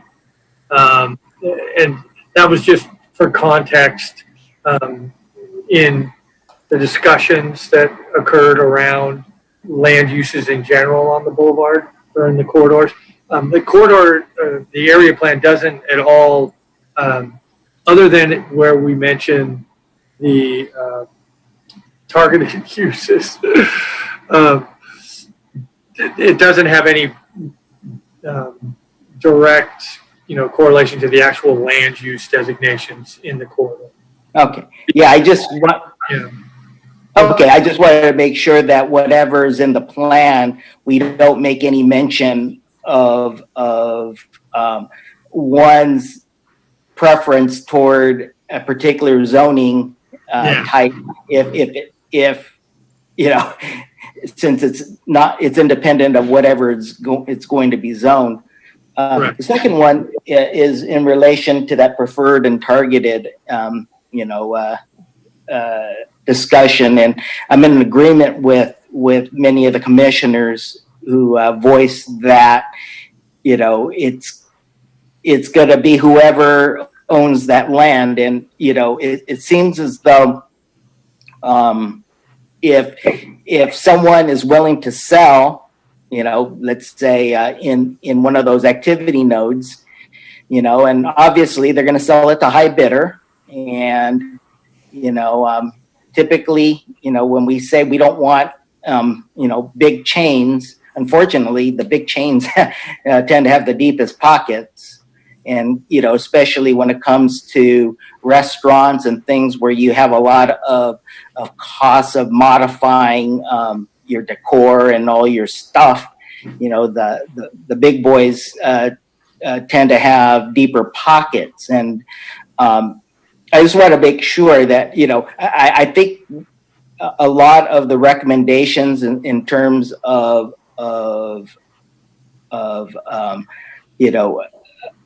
how we wish to attract businesses, I think they will. It's just, be careful what you ask for, because there's a lot of towns that have undergone gentrification, and when you start selling it, it goes to high bidder, and it may price the mom and pops out of the market. So I don't know what you can do about it. Because the alternative is to let it continue to decay, but just wanted to just bring that up, that sometimes, you have to be careful what you ask for. Thank you. Thank you. One of the things about the mixed use is GPAC just couldn't come to consensus on that. But then since then, there's been additional challenges with some of the proposed state laws where if we allowed residential and mixed use, you could potentially have, high rise, high density residential that we'd have no control over. So there's a lot of concerns about that. So if you'd asked that or made that question or comment prior to Holly's call, I'm sure she would have had something to add to that. But that's been a big concern is allowing any new residential in places on these major boulevards that are close to what they consider transit. Then you can have these massive high rises, which is unfortunate because I really like mixed use when it's done right. There's a lot of places I see that, but I just haven't seen it be that successful here for financial reasons or whatever. A good thing though about Artesian Aviation is we may not have vertical mixed use, but we've really got horizontal mixed use where you've got high density residential, not high density, but we've got significant residential immediately adjacent to commercial. And that's one of the reasons I really like the cut through concept in some of those, because you're really drawing that residential component right into the commercial component and making a lot more of a tighter integration there. So I think those types of ideas are fantastic. I love seeing stuff like that. Those are some of those creative ideas where we can really draw the community in and make this less of a driving destination, more of a pedestrian and bike friendly destination without having to do significant zoning changes or anything else. Commissioner Stretzenberg. Yeah, thank you, Chair Elver. So going back to the big picture, what do we do with this? The first question I have is, so the Artesia Boulevard corridor and aviation corridors area plan, I'll call it the ACAP for brevity. Is that the 120-page document that PlaceWorks put together? Is that what is under consideration here? Is that document? Yes, yes. Okay, so let's say we go down a path of getting into some heavy discussion about this, and we all agree we want to make some changes.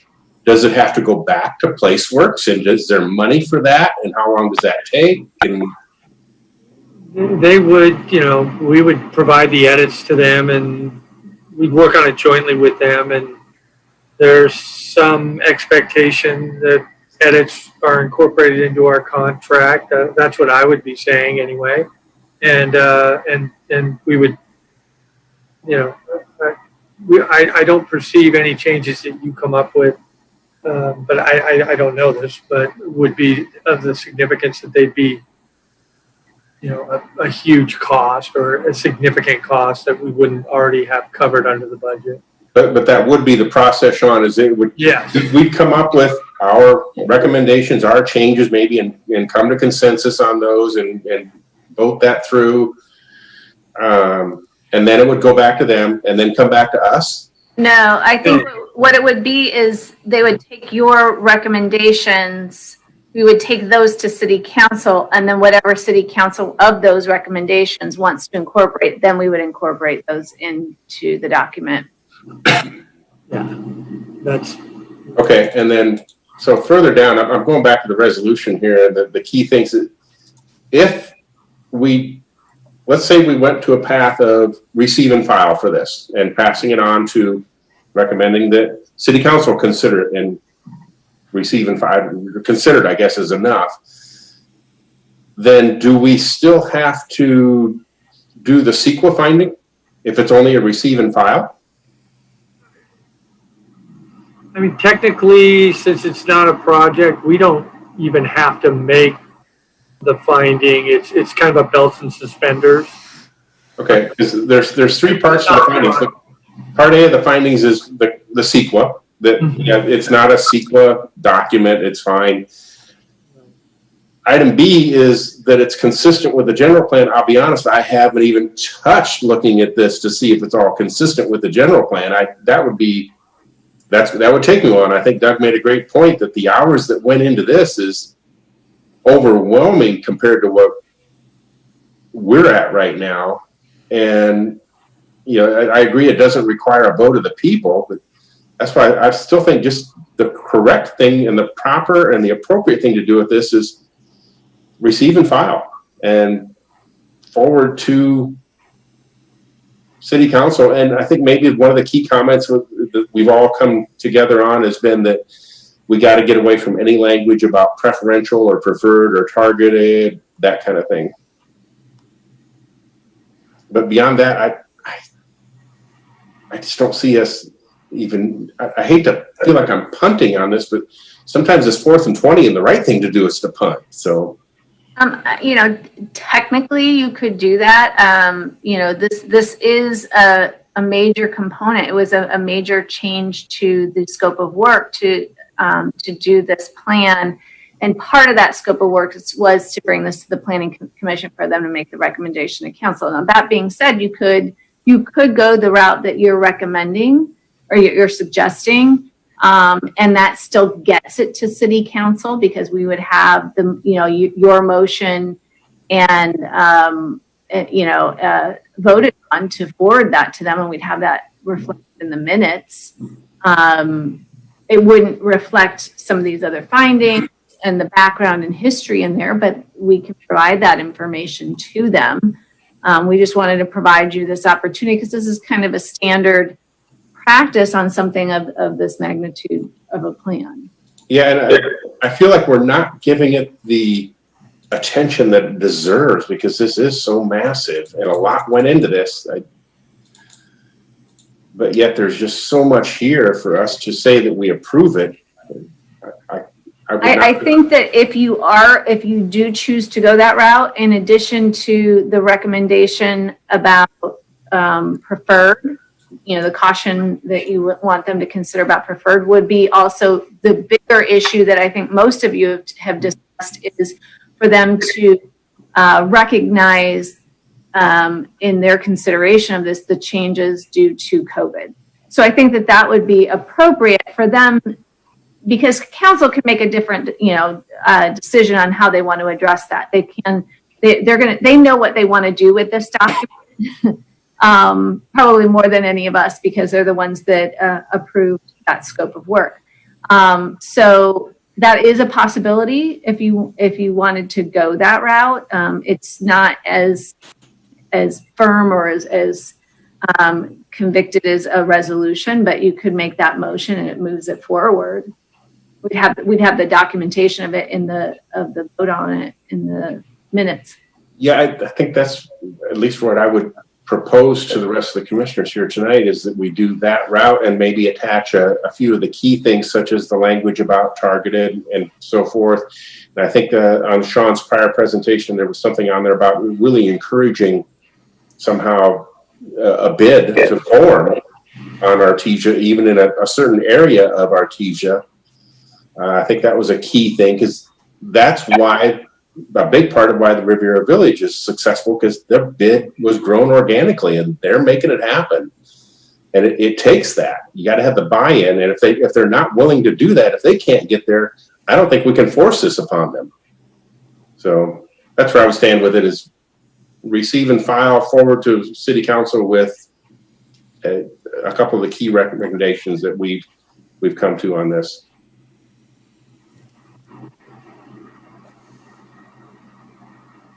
Yes, I mean, I think that's a great point, that there's a lot to this that needs either we need to discuss it or, move it on. I would lean more towards if we have to continue into an additional hearing or forming a subcommittee or something like that, because I think it is something that does require more discussion and a lot of detailed, we're not going to agree on everything, just like GPAC didn't agree on everything, and that's okay.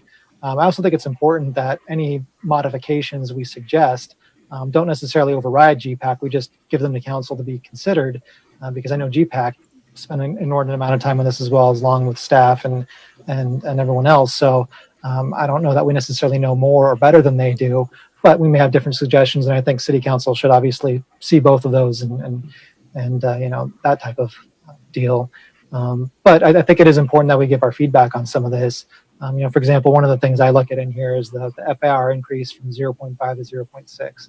And to me, that just doesn't feel substantial enough to really drive any business owner who is just collecting rent anyway to do anything. But looking into topics like that, I think, is something we should consider. I think the challenge, if we just hand this off to City Council, is they've already got so much on their plate that they're not going to have time to really do that deep of a dive and that deep of an investigation into it. And it really does deserve that level of detail, because if done correctly, this can be the blueprint for the next 30 years. Realistically, things are changing faster than that, but we should do our best to try and formulate some ideas for how we get from where we are today to where at least the majority of the community would like to see us be, and try and find ways of doing that. Those are my 2 cents, though. And the commissioners have thoughts. Commissioner Hindley. Yes, no other commissioners have thoughts. I would prefer to continue this item to next month's meeting and give us more time to go through it, and probably specifically, maybe focus on the implementation table. And I think what comes out of this is not editing the document itself. I think the document this is what DPAC came up with. And then in my mind, I'm okay with the resolution because of the extra effort that Sean put in to explain how the findings could be made, which I'm okay with. And then in addition, just some letter or one of the findings or one of the, something in the resolution that says these are the agreed upon planning commission, comments or edits. And so, depending on what others want to do about continuing this hearing, I can give my comments and feedback. But again, we need to come to some consensus. But if we need more time, I think this needs more time. And if we can't spend a couple meetings and talk about this in detail, City Council's never going to take the time to, and they don't have the time to do this, right? They already went to 1 a.m. and they don't even have this to talk about. So, anyway, those are my thoughts. And if there's no other commissioners that have any comments, I'll make the motion to continue the public hearing, but if anyone has feedback, I'd like to take that first. No, I personally would agree with that. You also had the idea of forming a subcommittee before. I don't know what staff's thoughts on forming a subcommittee on this is. I almost feel like we probably want the full commission to give feedback, but I don't know what does staff feel about that? Any questions or concerns? I know we're very Brown Act iffy these days. Bylaws are our next item. I'm not sure what what the purview of the formation of a subcommittee looks like in Redondo. So I can't provide that direction.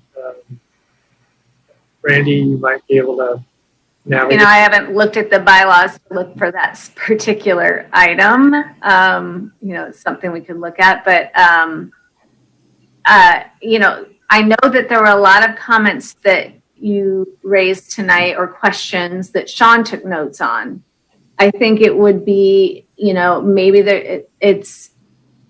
if there's interest in having that subcommittee, I can, try and look at that quickly to see what we could do if that's a possibility. But otherwise, it could be everybody needs to individually get their comments to Sean so that he can compile them. And then for the next meeting, we'll have, here's everything that we've received for comments.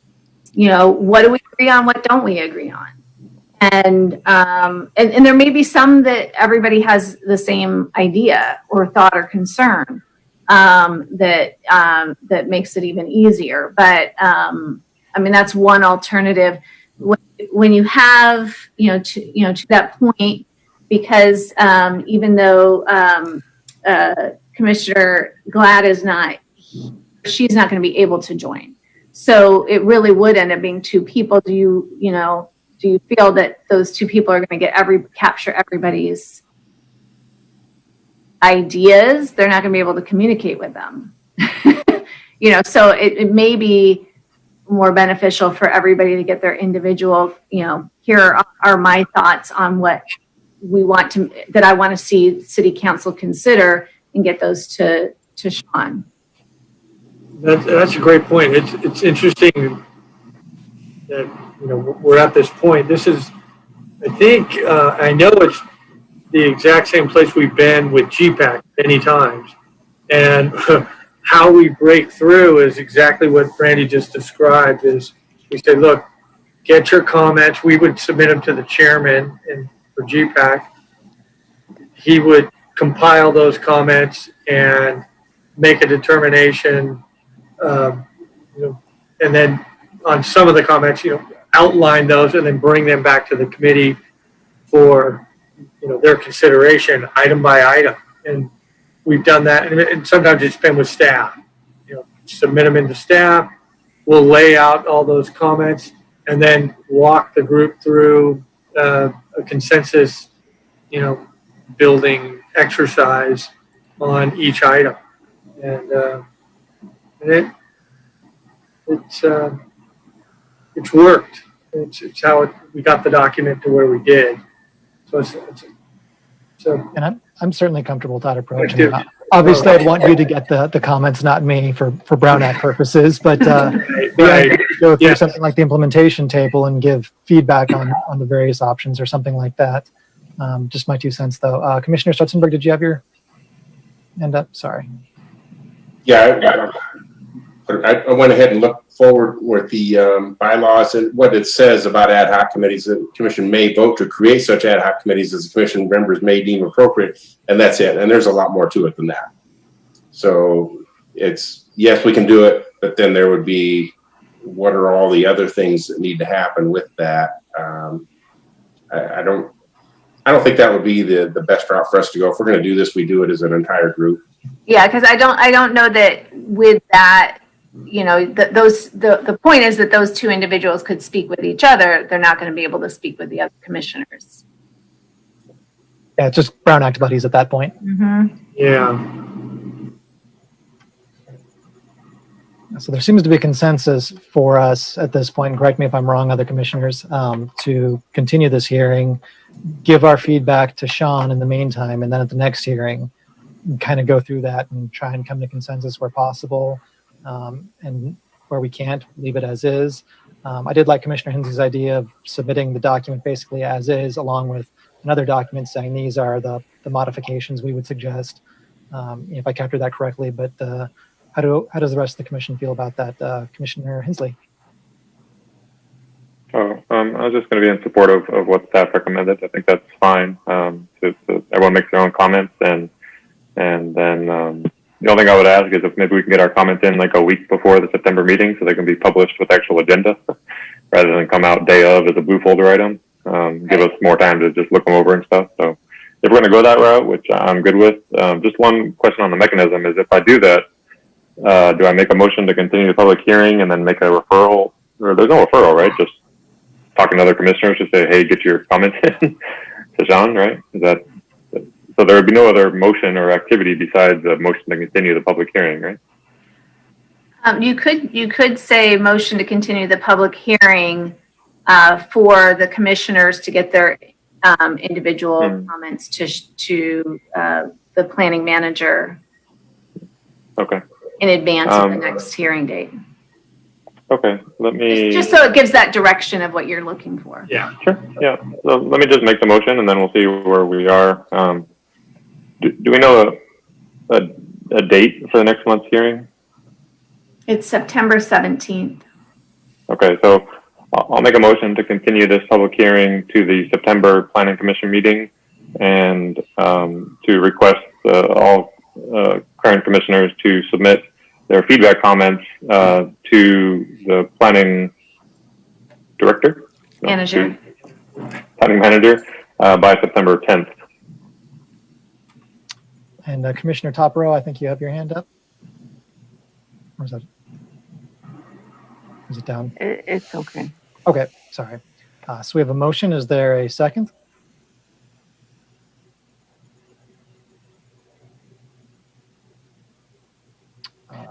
And I will second that motion.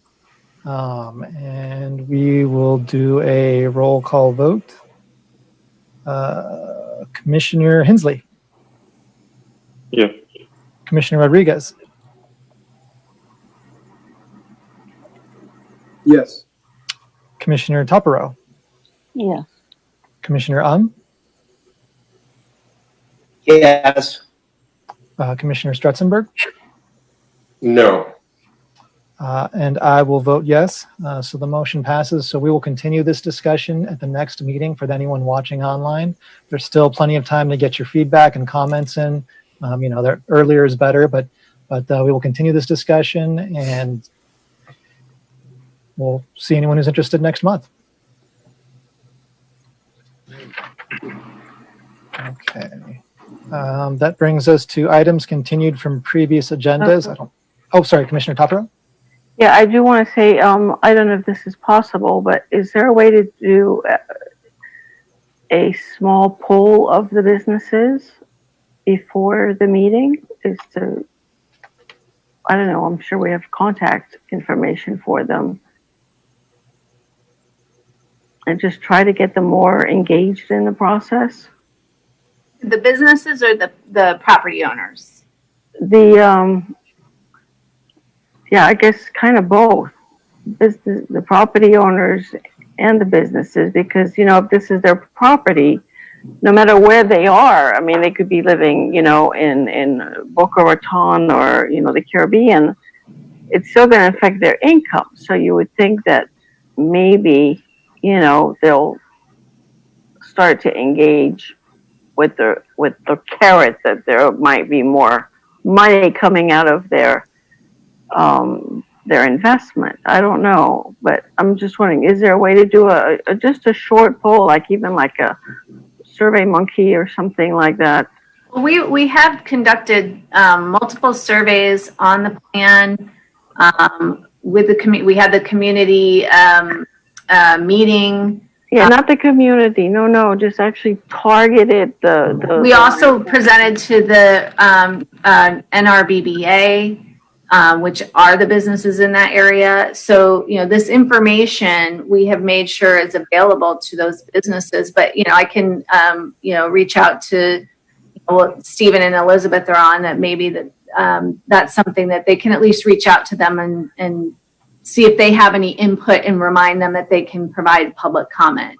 Yeah, no, I think it's important. I don't think we have the capacity at this point to do a survey, but we could let them know that this is going to be on the agenda for. Yeah, it's on the block and it affects their income in the long run. So, they should speak up and get engaged.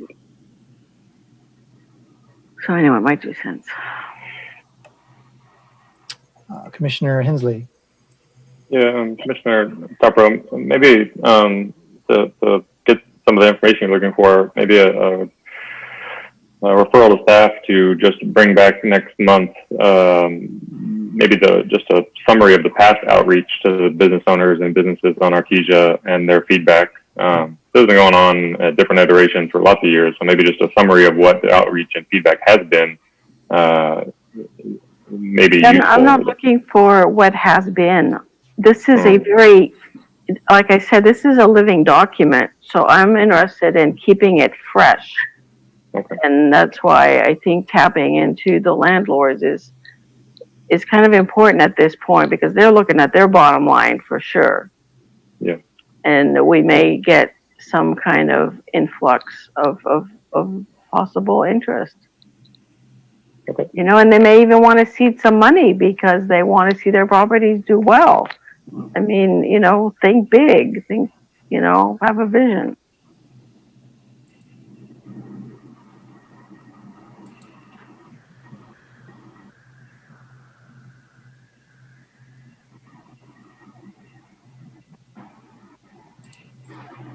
You're muted, Chair Elder. Greg. Sorry, thank you.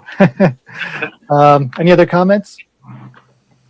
All right, that brings us to items continued from previous agendas. I don't believe we have anything there, do we?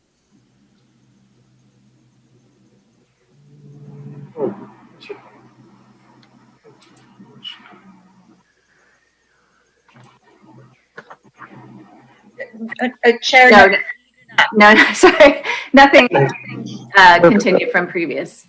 Excellent. That brings us to items for discussion prior to action. Actually, I'm sorry. Did we close the public hearing? Do we need a motion for that? It was continued. It's continued. Okay, perfect. Yeah.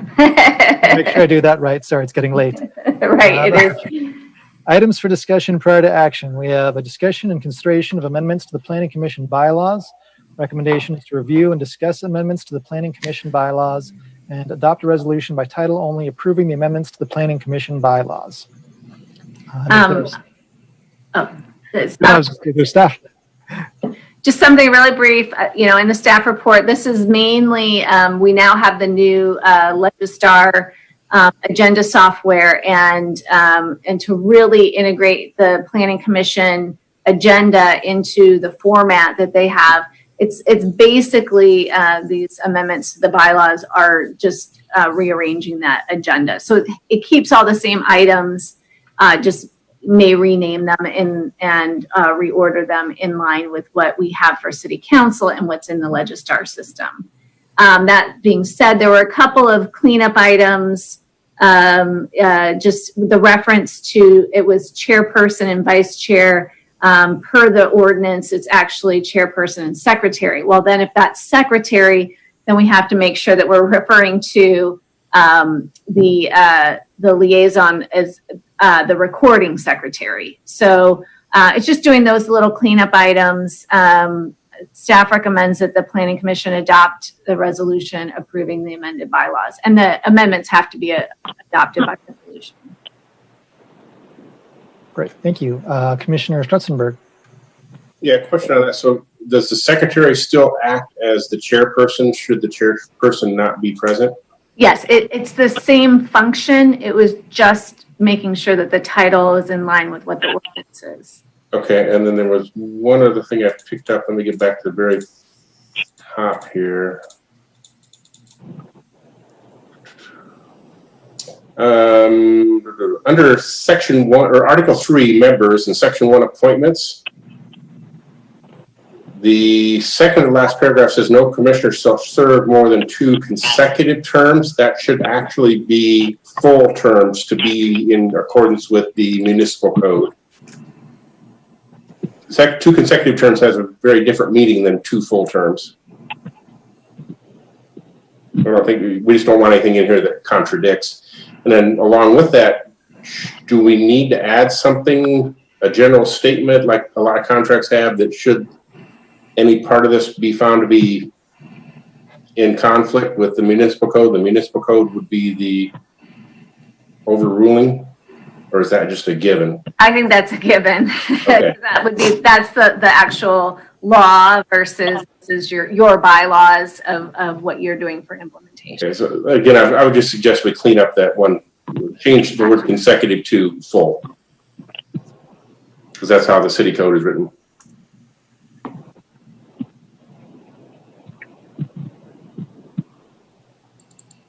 I don't know, Eleanor or Vicky, do you know, do you have any clarification on that? I know that you're a little more familiar with the commission. So I'd have to look at that, because I know the harbor has one section, and then all the other commissions have another section. So I'd have to look at that, and so we can change that if that's what the municipal code, and we'll have the city attorney review it. Yeah, that doesn't sound right, because if you serve 2 full terms and then you took a term off, I believe you could be reappointed. Not 2 terms and you're out for life. Well, for that commission, yeah. So it's two full terms, but there are times where if you don't, if you're on a commission for less than 2 years, then you're actually there for 2.5, so to speak. So, and then that's it for the commission. You no longer can be on that commission. You would have to apply for another commission.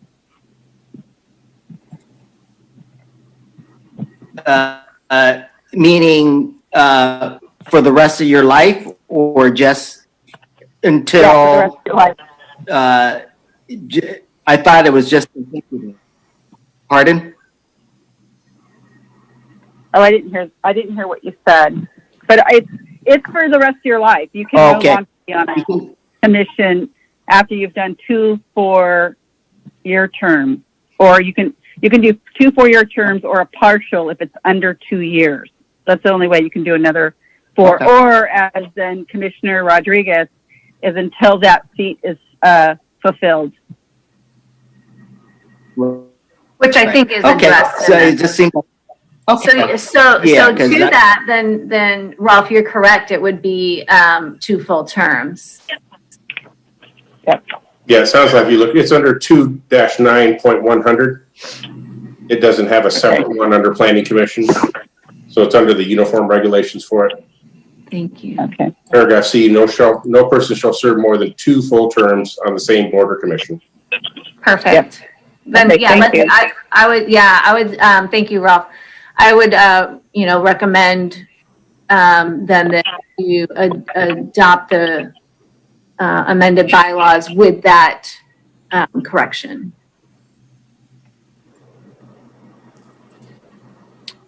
Commissioner Hensley.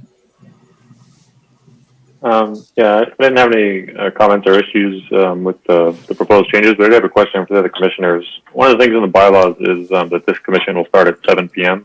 And I was wondering what the other commissioners thought about perhaps changing that to 6:30, which we can't do at this meeting, but our meetings run pretty late, and if we could start 30 minutes earlier, it would only be 10:20 right now instead of 10:50. So just wanted to see what other people thought about that, because I would be interested in changing the starting time from 7 to 6:30. Is there any reason we can't do that? Yeah, it was because it was specified in the agenda what the changes are, in the agenda packet, what those changes are, and that's a substantial change.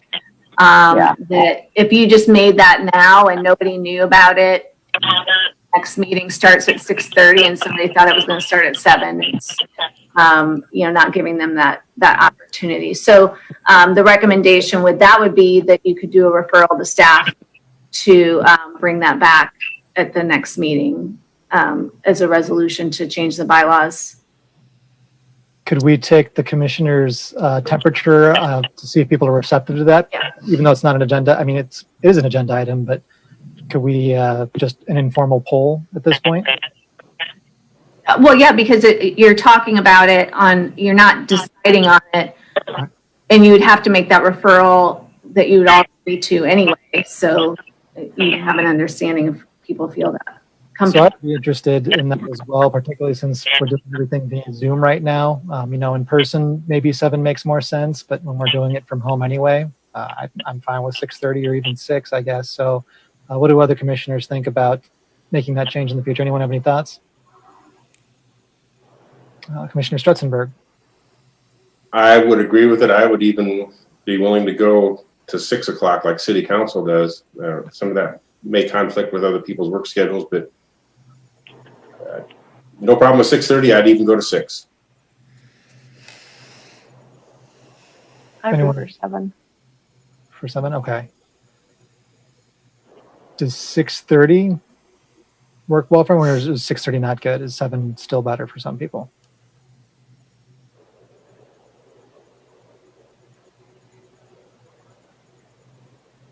Yeah, I'd be fine with 6:30. 6 in the current environment would work for me personally, but once we're actually working in an office again, whenever that is, 6 would cut it a little tight. But yeah, I think 6:30 would work for me. Just, I guess, as an informal show of hands, who would be interested in changing to a 6:30 time? And who would prefer to stay with 7? Okay, so who's indifferent? I could care less. Abstains. Okay. I could care less. Could not care less. Commissioner Strutzenberg.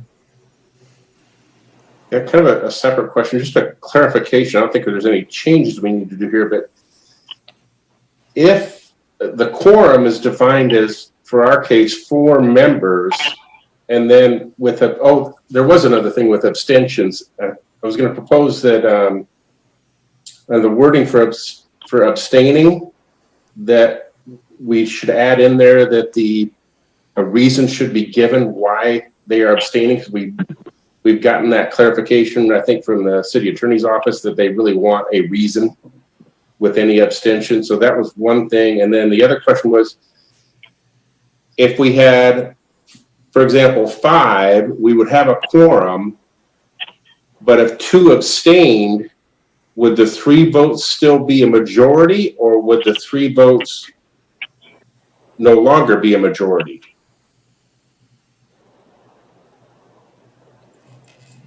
You're on mute, Sean. Yeah, it would be a majority. It would be a majority of those commissioners present voted. So it would still go through as a vote. Correct. Okay, because this happened back when we were going through the MWELO. We only had 4 people present. There was an error that I found that completely changed things for me, and therefore I abstained.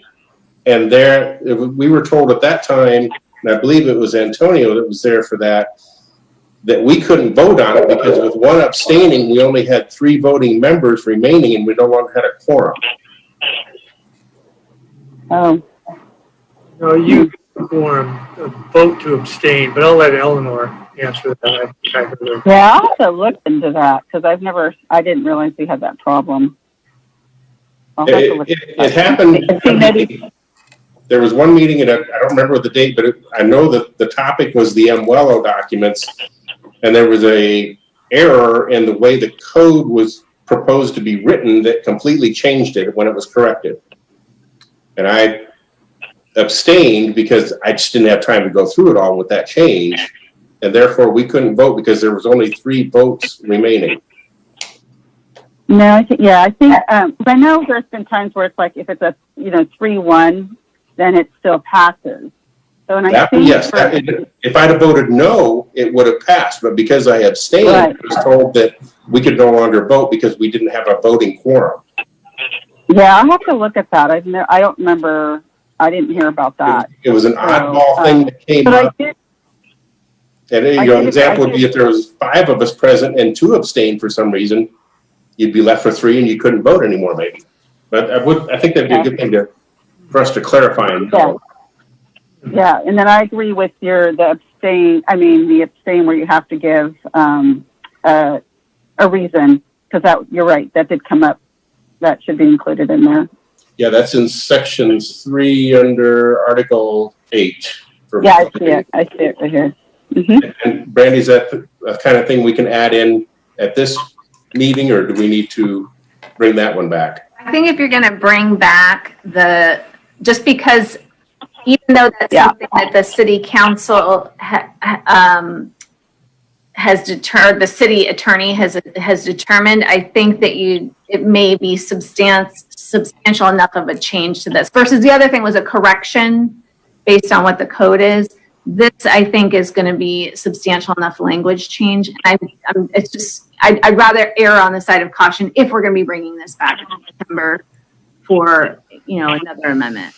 Yeah, and I don't think the reason for the abstention is not codified, but I know it's highly desired, if nothing else. Right. Right. Right. I agree. As Commissioner Hensley has been held to the fire on that. Speaking of, Commissioner Hensley. Yeah. It's in the municipal code that you have to give a reason when you abstain. So. Don't go read the code. That just gets you in trouble. Do you know where that is in the code? If you give me 2 minutes, I can look it up, but I don't have the number off the top of my head. Because if it is, then that could just be the again a correction in line with the code. Sure, let me search.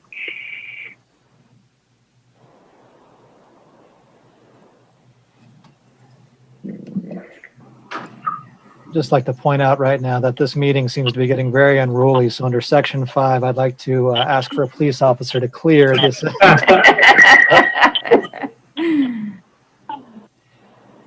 Can't you appoint a sergeant in arms? We need to add that.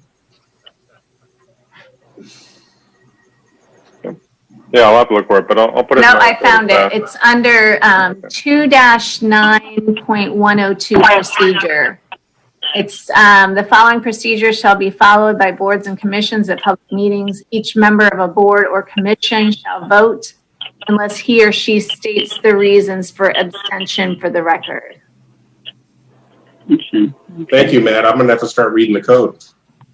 So I think you could add that line to that section of the bylaws just to, since it's that clarification of the code.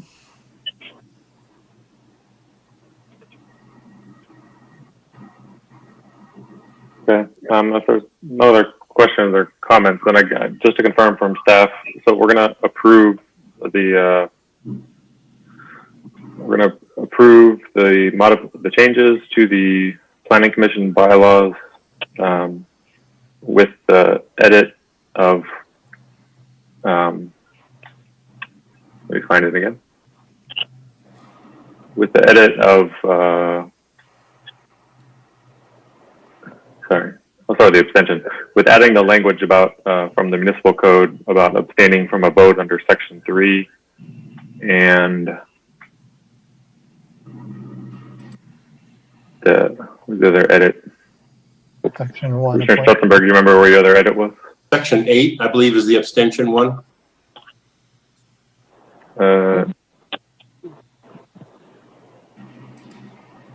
But I'm sorry, it's the bigger category, Article 8. Article 8, okay. So, sorry, staff, is that what we're doing? We're going to... Yeah, so it would be adoption of the resolution to amend the bylaws with the 2 changes of under Article 3 members, Section 1 appointments, that consecutive terms is changed to full terms. And Okay. and then under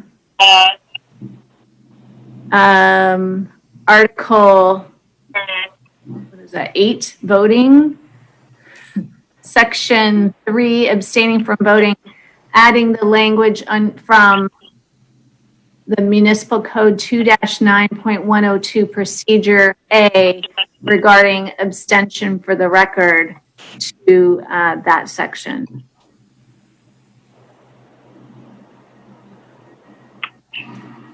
So moved.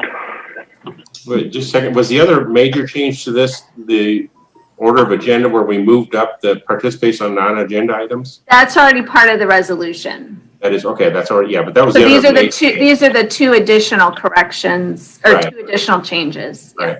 Now, just real quick while I'm still on it, thank you for including the red line. That makes it so much easier to see what's going on. Otherwise, we'd have been in the blind on so much of this. You're welcome.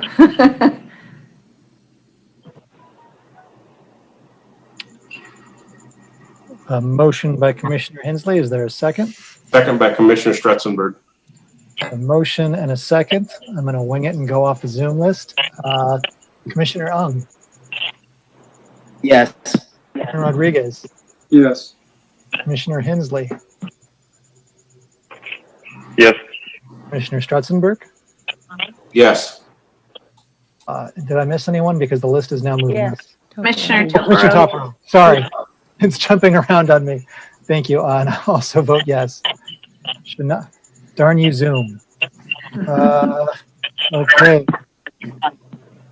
That gives us public participation on non-agenda items. This section is intended to provide members, oh, sorry, on the last item, was there any public comment or questions?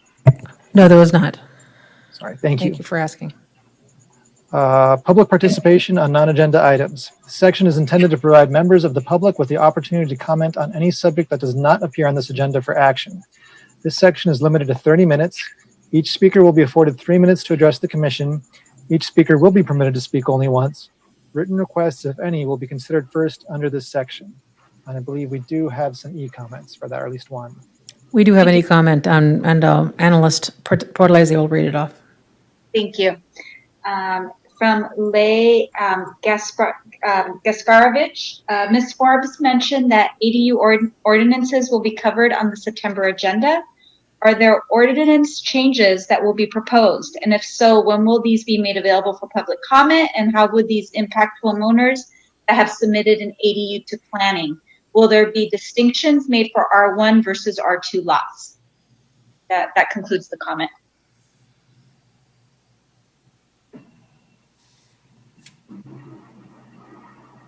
Wouldn't respond to these, but yes, the September agenda, we're going to be talking about ADUs, it sounds like, so.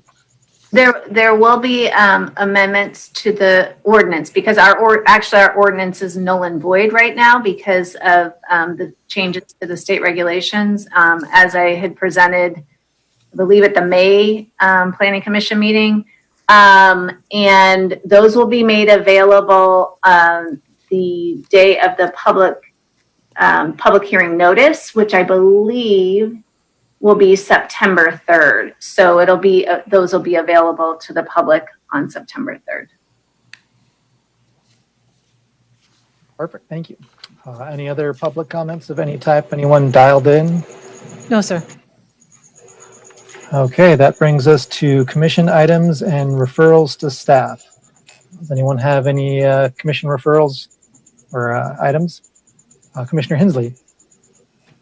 Yeah, as we just talked about on the bylaws, I'd like to make a referral to agenda as a discussion and consideration of the Planning Commission meeting start time amendment to the Planning Commission bylaws for next month's Planning Commission meeting. I'll second that. We have a motion by Commissioner Hensley, seconded by Commissioner Strutzenberg. Do this the right way. Commissioner Hensley. Yes. Commissioner Rodriguez. Yes. Commissioner Topero. Yes. Commissioner Ung. Yes. Commissioner Strutzenberg. Yes. And I will also vote yes, so we can have that discussion next month or whenever it's on the agenda. Does anyone else have any items or referrals to staff? Oops. Yes, I do. I just can't find the thing to raise my hand. The marijuana or legalization, the ordinance that they were going to do in the city, seems like they were going to bring that back in the future. Is that going to come? Yes, it will. It's certainly been put on hold for, the last 5 months. We have been working with, I've been working with the city manager, and he has a task force, I guess. I'm not quite sure what the technical term of the committee is, that's going to be making a recommendation. They have ideas of what types of licenses, how many, where, but they still also want to narrow down then what the selection process would be to make that full recommendation back to city council. And then once city council determines how they want to move forward in an ordinance, they'll have that ordinance prepared. Then the ordinance will come before the planning commission. I believe, because if it's going to impact land use. So if the ordinance, did the ordinance come before you previously for the cannabis? Just for the number of plants you could grow. Basically, it wasn't for commercial sale. Right, and that hasn't come forward, but I wasn't sure if the regulations of the ban was came before the commission. If there's anything in there that would tip it to have to go to the planning commission, if it's addressing the land use in some way, shape, or form, I'm just not sure where that would land in the municipal code. Okay, thank you. Well, Anyone else have anything? Just a quick question. I've seen a lot of great local businesses taking advantage of the temporary use permits. I think it's fantastic that we've streamlined those and eliminated the fees. That's a bit of a lifeline in these times, so it's great to see them using that. I was wondering if it was possible, though, to kind of promote those businesses that have gone through it, because I suspect there's some businesses that have just done it, but I'd kind of like to reward the ones who went through the process, if at all possible. So, maybe just something for staff to think about if there's a way of doing that. Another thing I was going to say is, it's that normally the most wonderful time of year when school's about to go back. So go Lincoln Lions, and hopefully everyone has a safe back to school experience. But that's everything for me. Are there any items from staff? And nothing at this time. Any council action on planning commission matters? No. Then last motion of the night. Anyone want to make a motion to adjourn? Motion to adjourn. Second. Motion by Commissioner Hensley, seconded by Commissioner Stretzenberg to adjourn. Commissioner Hensley. Yes. Commissioner Rodriguez. Yes. Commissioner Topero. Yes. Commissioner Ung. Yes. Commissioner Stretzenberg. Yes. I will vote yes. We are adjourned as of 11:08. Thank you, everyone, for a long night. Thank you. You guys have a great month. Bye-bye. Thank you, Be safe Brandy. and healthy. thanks, everyone.